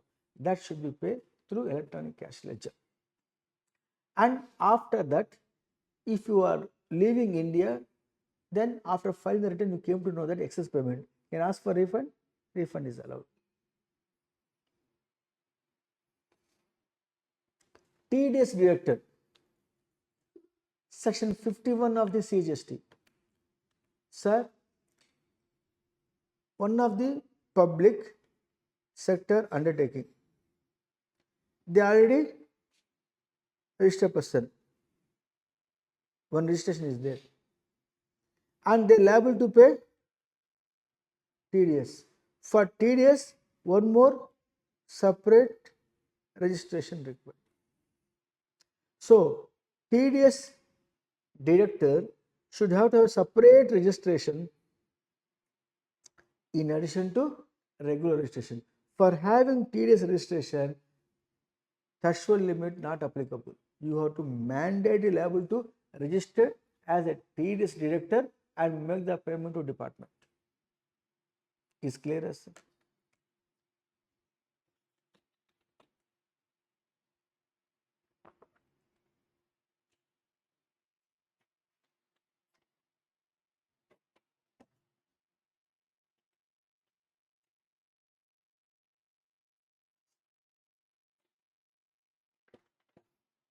Further, my friends,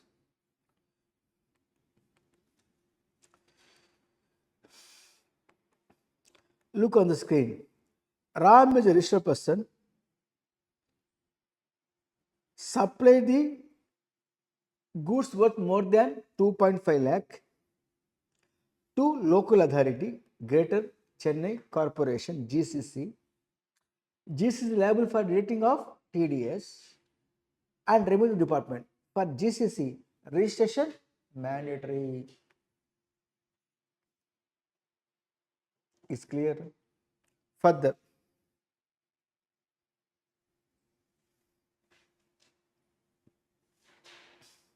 sometimes before I refer to you, Schedule 1, supply of goods by the principal to the agent, where the agent is to supply the goods on behalf of the principal. So, agent acting independently. Such agent covering under Schedule 1 for whom registration is mandatory irrespective of the turnover. Sometimes before also I refer to you, input service distributor. For him registration is mandatory. I referred to you already. Further, look here. Seller is a Peter England selling the goods through e-commerce operator to customer. Here, prior to October 2023, registration for the seller made mandatory because he is selling the goods through e-commerce operator. He is not eligible for composition scheme. Is a before amendment. After the amendment in the year 2023, what happened? A seller of the goods allowed to sell through e-commerce operator, though may be unregistered person, not required to go compulsory for registration unless until his turnover exceeded threshold limit for registration, and ensuring that the intra-state supply only should make. We refer or not? A composition scheme, mama. Composition taxpayer can sell the goods through e-commerce operator? Yes. Only intra-state supply. Can you have the status of composition scheme? Yes. But here I am referring supply is unregistered person. Look here.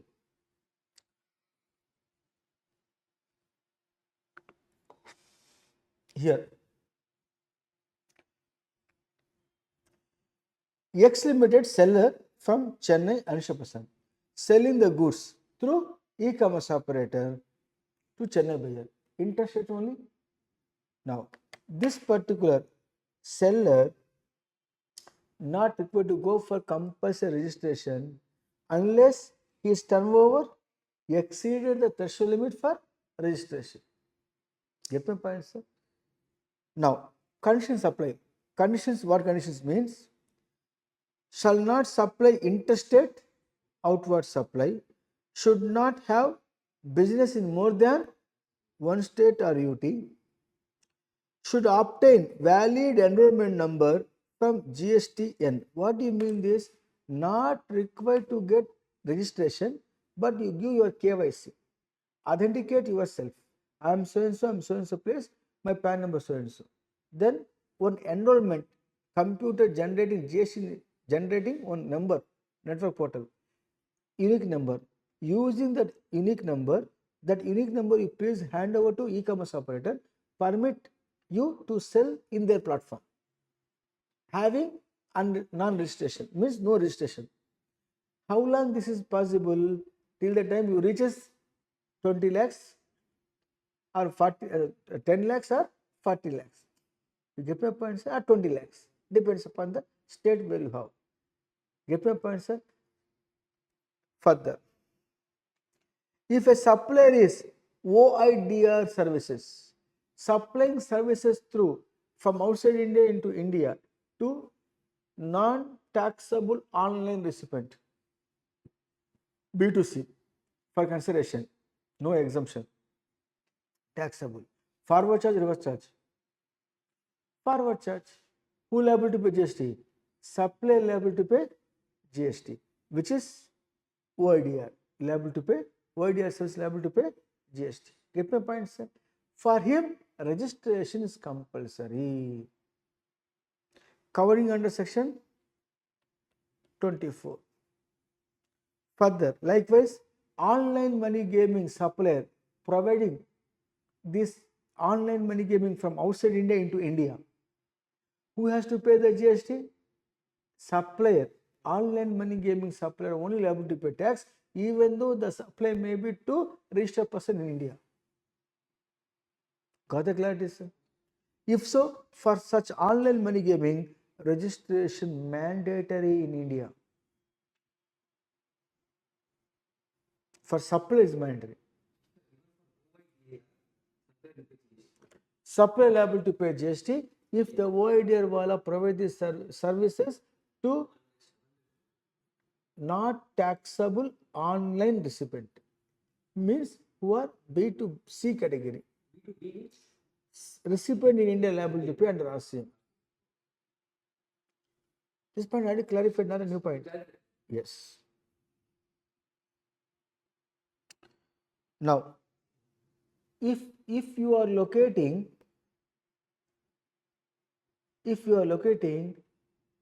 in territorial waters, Bay of Bengal, your oil rig is there, then where you have to go registered? You get my point, sir? If you see here, India, look here, India. Here you have a location. You are located here.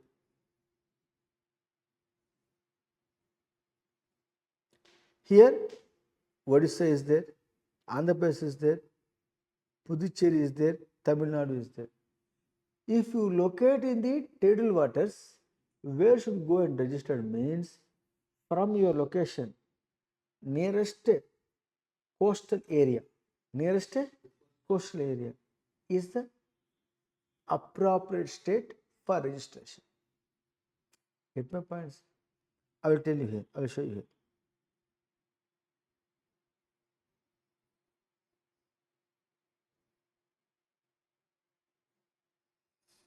Suppose you locating here, X Limited, who makes supply from the tidal waters, located at a distance of 12 nautical miles from the baseline, namely state of Andhra Pradesh. Then 11 nautical miles from the baseline of state of Odisha. Which location is the nearest coastal area? Odisha. There you have to go and register. Is a proper state to you for registration. This is explanation.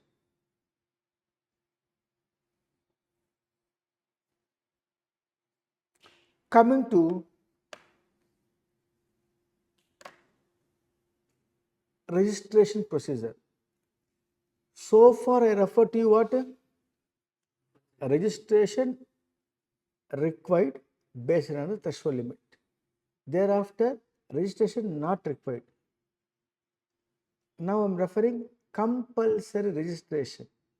Once you came to know that registration is required for you, is mandatory for you, in that case, you have to follow registration procedure for obtaining certificate of registration. Is clear, sir? Now we have a registration procedure. The process of registration I am presenting here in a simplified manner, diagrammatic manner. Just look and understand. A registration procedure explaining here.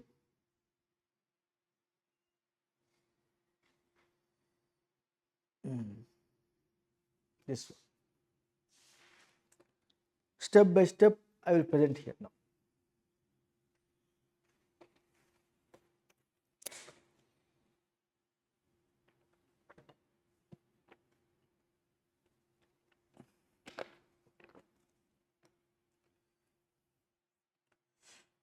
Five minutes because going on speaking, no, some relaxation.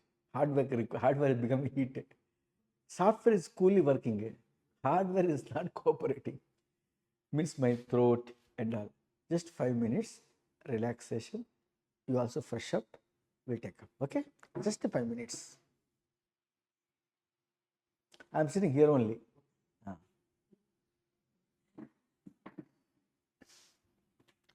Abba.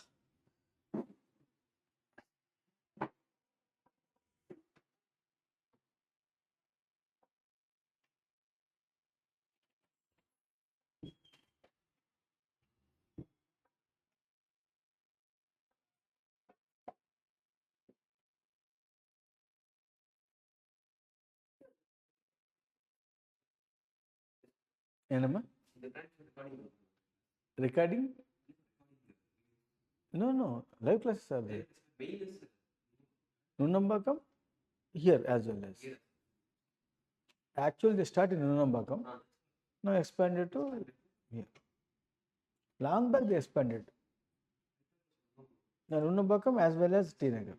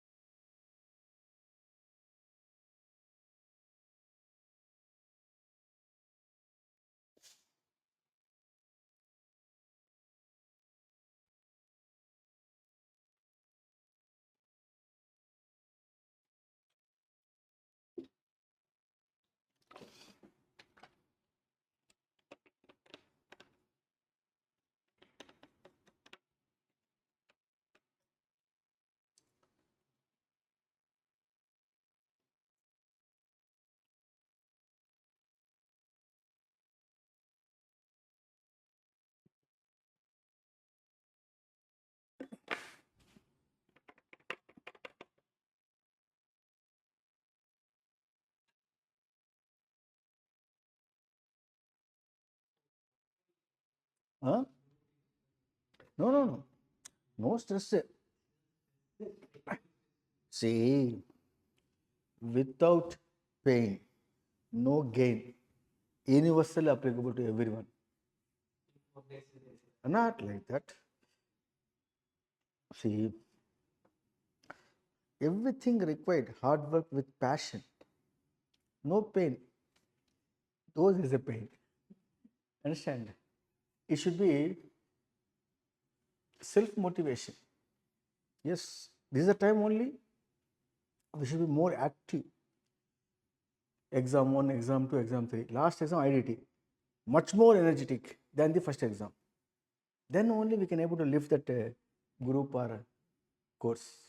Give a point. It should be. Now please come back. Referring here, applicant made application form GST RAG1 for the want of registration within 30 days from the date need arises through network portal. When you made application, along with that basic documents you have to enclose. One of the document also be here is called Aadhaar, which is important to authenticate. Department GST portal, if basic information, your PAN number, your name is matching with the income tax department, basic information, and the registration, the what we can call it, the mobile number and email ID separately you not required to provide. Already you given for PAN number, system will capture that. You get my point, sir? Now separate PAN number, separate mobile number, email ID not warranted, done away under GST. For after the PAN number, what you given the mobile number is the same how to follow. Same mail ID how to follow. Get my point, sir? Then once it is basic information is matching, system software will provide to you acknowledgement, not certificate of registration, which is from GST RAG 2.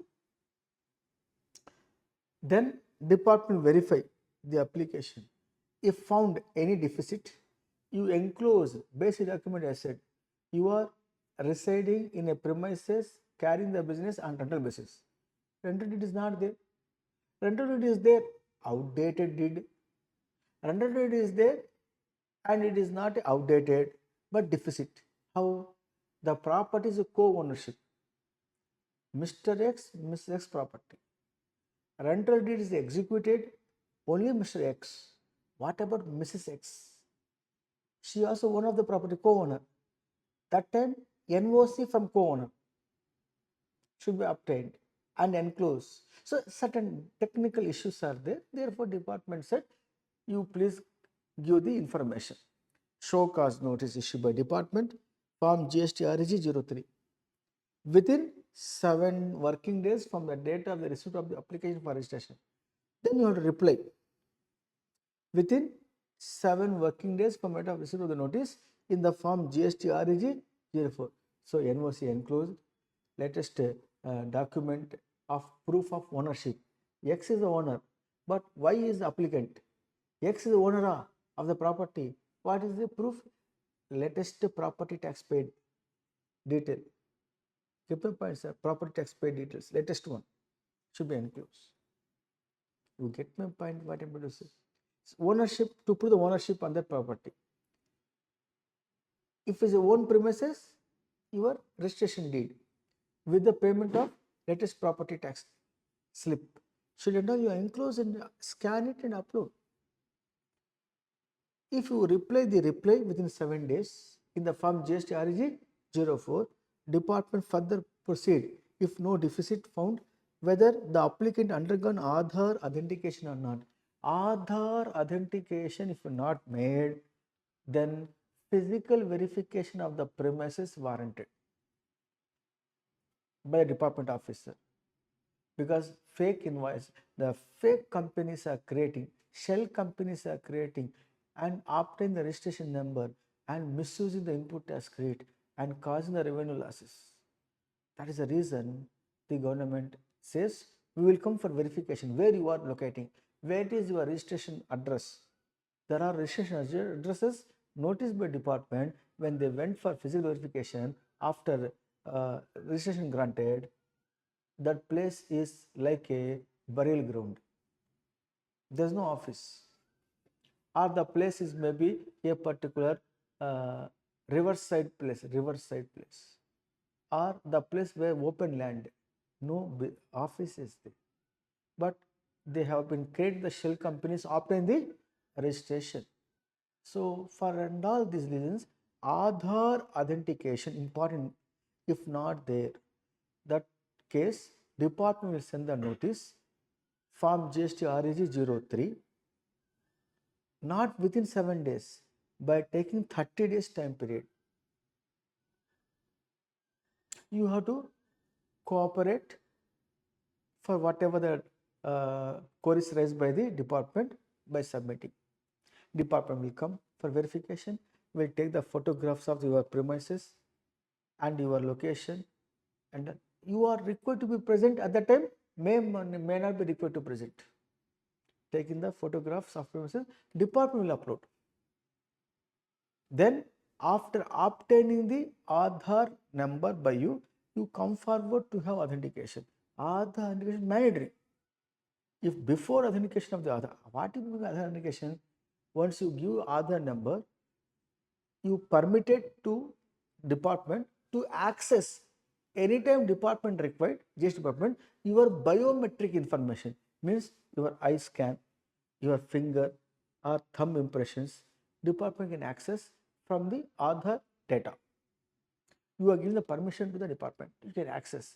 That is called as Aadhaar authentication, which is routing through OTP. Get my point, sir? Now, all are in order. Aadhaar authentication taken place. Registration will be granted to you within 7 working days from the date of receipt of application. Form GST REG 06 is a certificate of registration. In the absence of Aadhaar authentication, the registration will get delayed. Time limit will be 30 days. Department will take to grant the registration, because they want to undergo Aadhaar authentication. Is clear, sir? The entire process. If the department is not happy with your submission form GST RE 04, what the department will do? Department is going to reject your application from registration by passing the order of rejection form GST REG 05. Got the clarity, sir? As simple as this. Now, further presenting from here.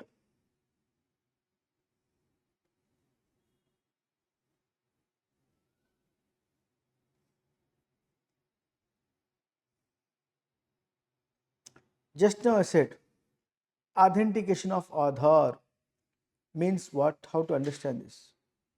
Look here. A person whose biometric information is this, under lock. Biometric data is under lock. The key you are giving to department to open and look is called authentication of Aadhaar. A person who has opted for authentication of Aadhaar number is identified on the common portal based on analysis and risk parameters. You are a risky assessee. Meaning what? Aadhaar authentication not taken place, physical verification. Even Aadhaar authentication taken place, but the system detected, hey, a particular culprit is coming inside. How? Aadhaar has a data. Sometimes before, he fight with the Department of Income Tax, unnecessarily, unwantedly create the problem there. The data history is there, and now he entering into GST department for getting registration, may going to cause the problem. Therefore, system will detect, officer, don't sleep, look here, this fellow is a risky taxpayer tomorrow. Then department is alert. Wait. Even though Aadhaar authentication taking place, I want to have a physical verification first and granting registration next. That department will decide. Our department may decide, okay, we'll grant the registration for the time being. Let us pay the tax. We come for physical verification. Two possibilities. Aadhaar authentication not taken place, physical verification compulsory to grant the registration. Aadhaar authentication taken place, but he is a risky taxpayer. System has artificial intelligence. So and so taxpayer, that is number, Aadhaar number linked to the PAN number. So the history of that particular person who opting for registration, department GST portal will highlight this fellow is very bad fellow. History is this.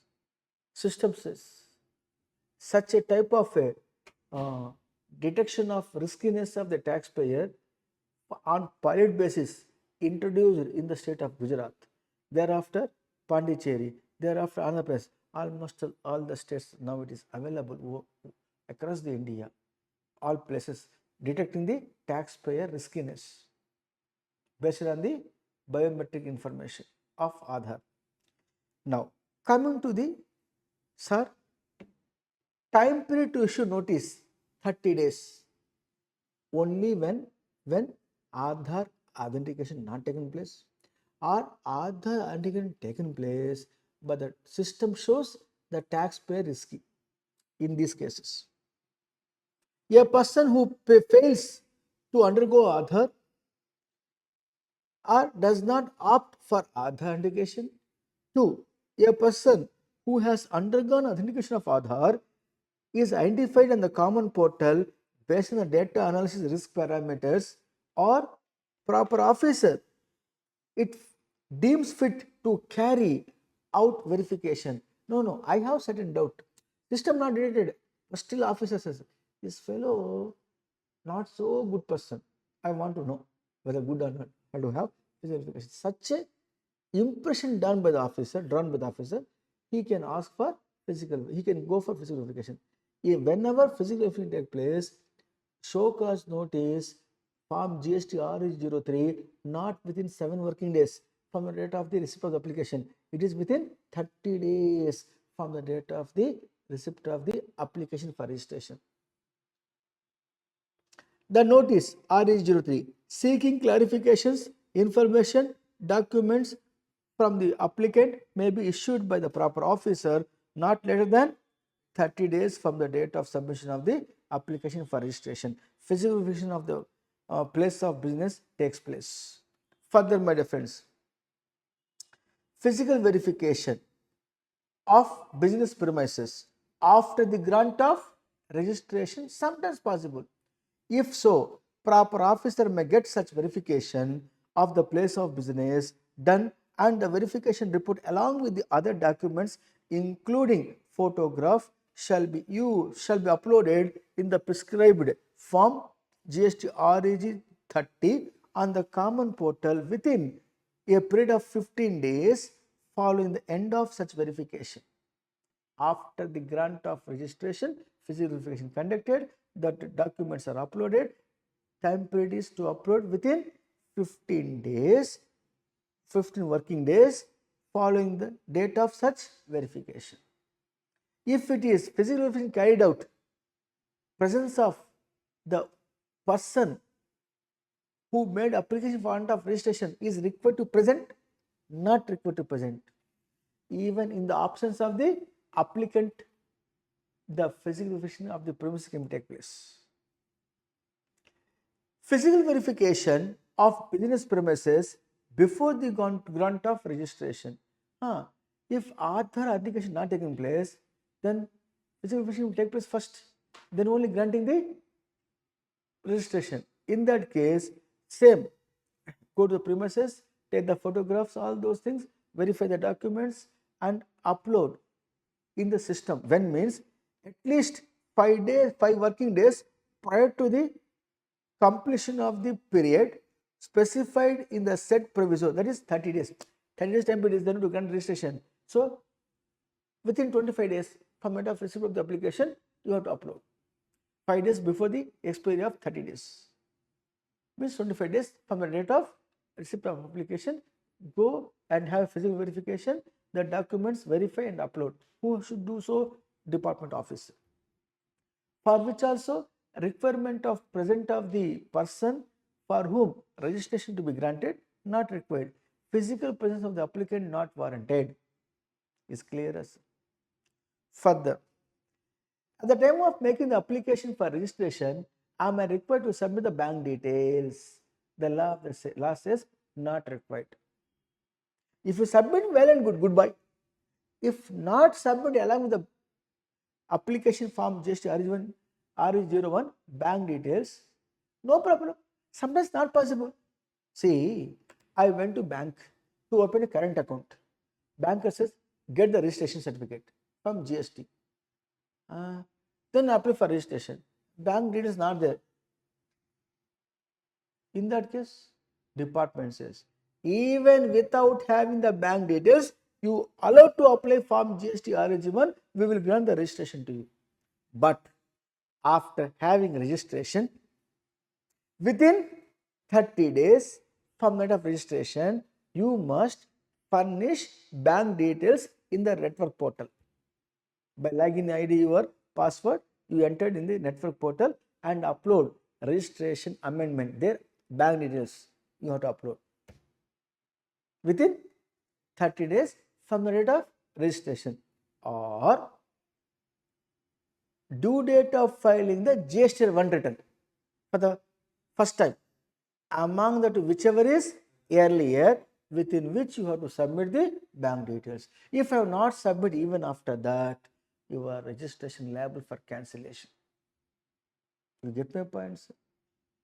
Liable for suspension, in fact. Get my point? Is a provision. Is the provision. Now I am going to bring numeric example. Answer to me. This example, could you read, Amma? Somebody please read for me. Help me. Yes, please. Mrs. X and Company obtained a registration certificate from GST REG 6 on 1st August 2024 without submitting bank details. Find the time limit to submit bank details as per Rule 10A of CGST Rule 2017. Also state legal consequences if not submitted the bank details in accordance with Rule 10A of CGST. Now, when he obtained the certificate of registration from GST RG06, from that 30 days means 2nd August onwards, 31st August 24, one date. Filing the GST1 return due date 11th and September 24. Amount which is earlier 31st August, within which period you have to submit the bank details. If not, liable for cancellation, namely suspension take place. After that, cancellation of order take place. Get my point, sir? This is the question asked in the exam of CA Final sometimes before. Here, look here, 31st August or 11th September, whichever is earlier. 31st August is earlier. If not, the registration liable for suspended. Is clear, sir? Further,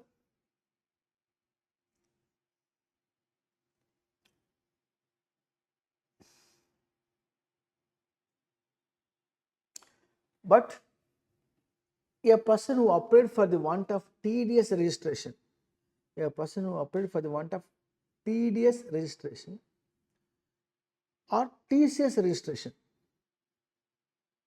along with the application for registration, they should submit bank details.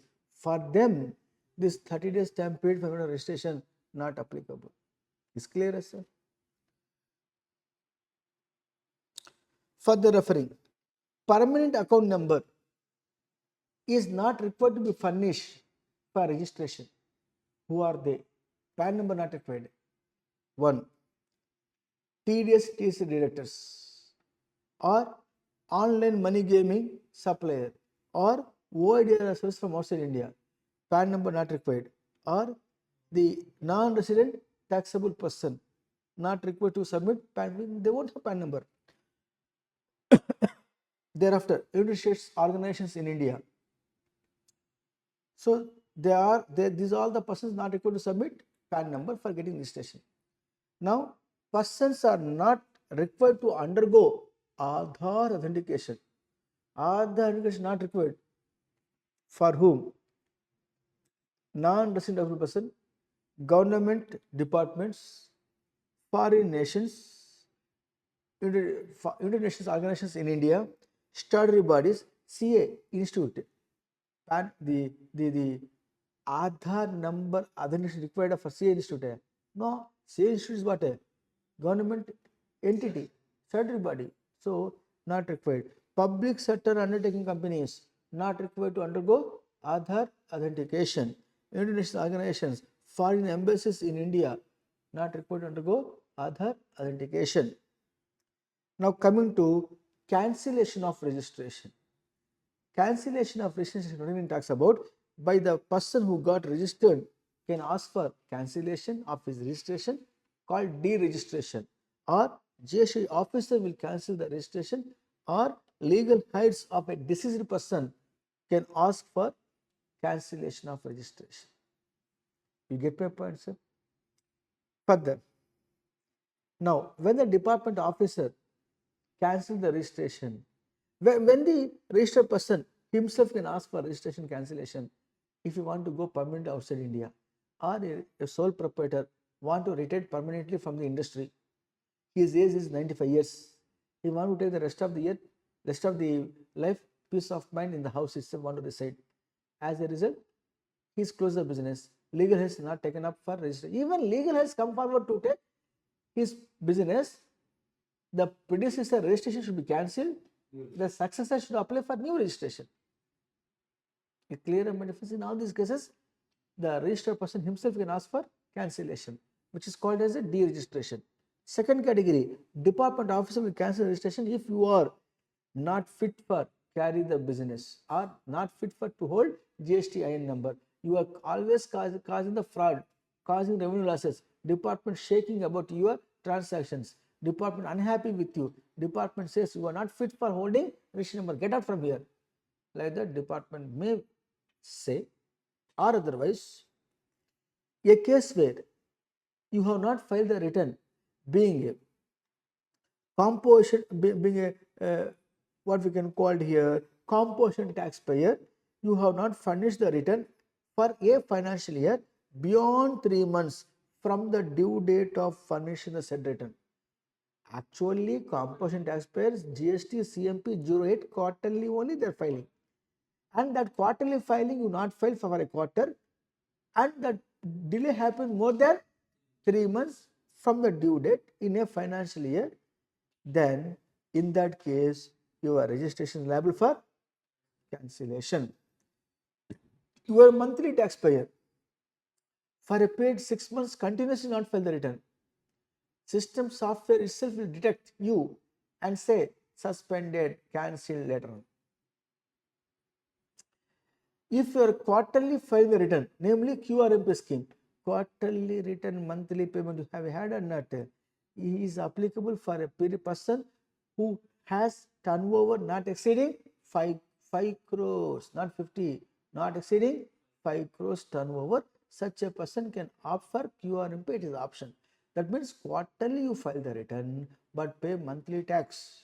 Such a person not file the return continuously for a period of 2 tax period, then his registration thereafter will get cancelled.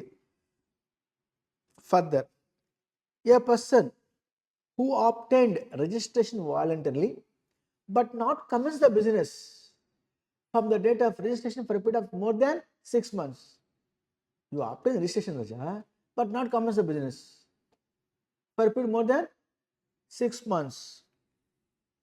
Then for you, your registration will also get cancelled. Now, coming to the point of revocation of cancellation. You are aware of that, no? Cancellation taking person, no. Legal has cancellation, this is the person. Then you are aware of that. Now, cancellation of registration taken place, revocation now is possible if you apply within 90 days from the date of cancellation order. If not, Commissioner will permit you further period of 180 days to apply for revocation of cancellation of registration. But here conditions apply. It is there in the material. Sometimes before I refer to you. Yes, here I refer to you. Revocation of cancellation of registration. Now listen, my dear friend.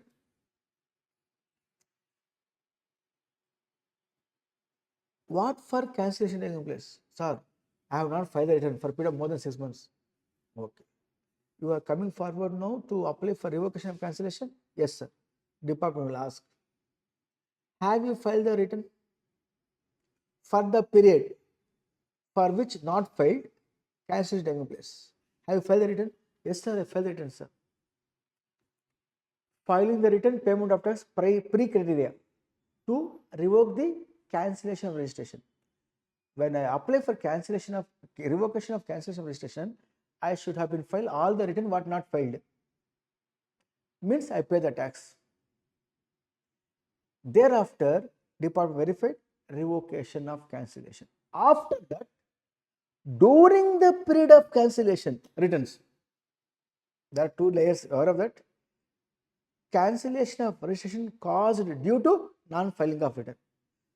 Have you filed all the returns of those not filed? Filed, sir, pay the tax, sir. There is a pre-criteria to accept for revocation of cancellation. Okay. Officer granted revocation of cancellation. Now, from the date of cancellation till the date of revocation, that period, return not filed, you have to file within 30 days from the date of revocation of cancellation. Then the registration what was granted earlier is continued with that. Is clear, sir? Thus it from the desk of the registration chapter for your exam point of view. You get my point, sir? See you next class tomorrow at 10 a.m. with a new chapter called as, I will take up here registration over. No, I will take up here payment of tax, some important points. Thereafter tomorrow schedule is this. The e-invoice I will take up. Thereafter e-way bill I will take up. Thereafter TDS I will take up. TCS I will take up. Interest take up. 6th chapter I am going to cover tomorrow. Very important chapters, useful from the exam point of view for the coming exam of September 2025. Do not miss the classes. Please make use of it. Again, I am telling you on record, Rafi sir not going to be conduct further future free classes. Not possible. Na mumkin hai. Even he keep quiet, but he cannot conduct the free classes. It's a golden opportunity. Please make use of it. Every time we cannot conduct not possible to conduct the free classes. You are aware of that. You are a financial professional. How hardship it is. But now we have decided, we commit. We stand on our commitment. If you are taking lightly, people, see online students, morning 15, afternoon 10, now 3 or 4. Taking lightly. But for me is considered, my batch is my batch. I am telling you, from this batch, I will get result. See, you people 1, 2 minimum, I am expecting to be get with good marks. All of them I am very happy. All of them very happy. May going to come with the good marks. I am not going to dilute the subject anywhere. From the perspective of rapid revision, my full efforts I am giving. Is clear?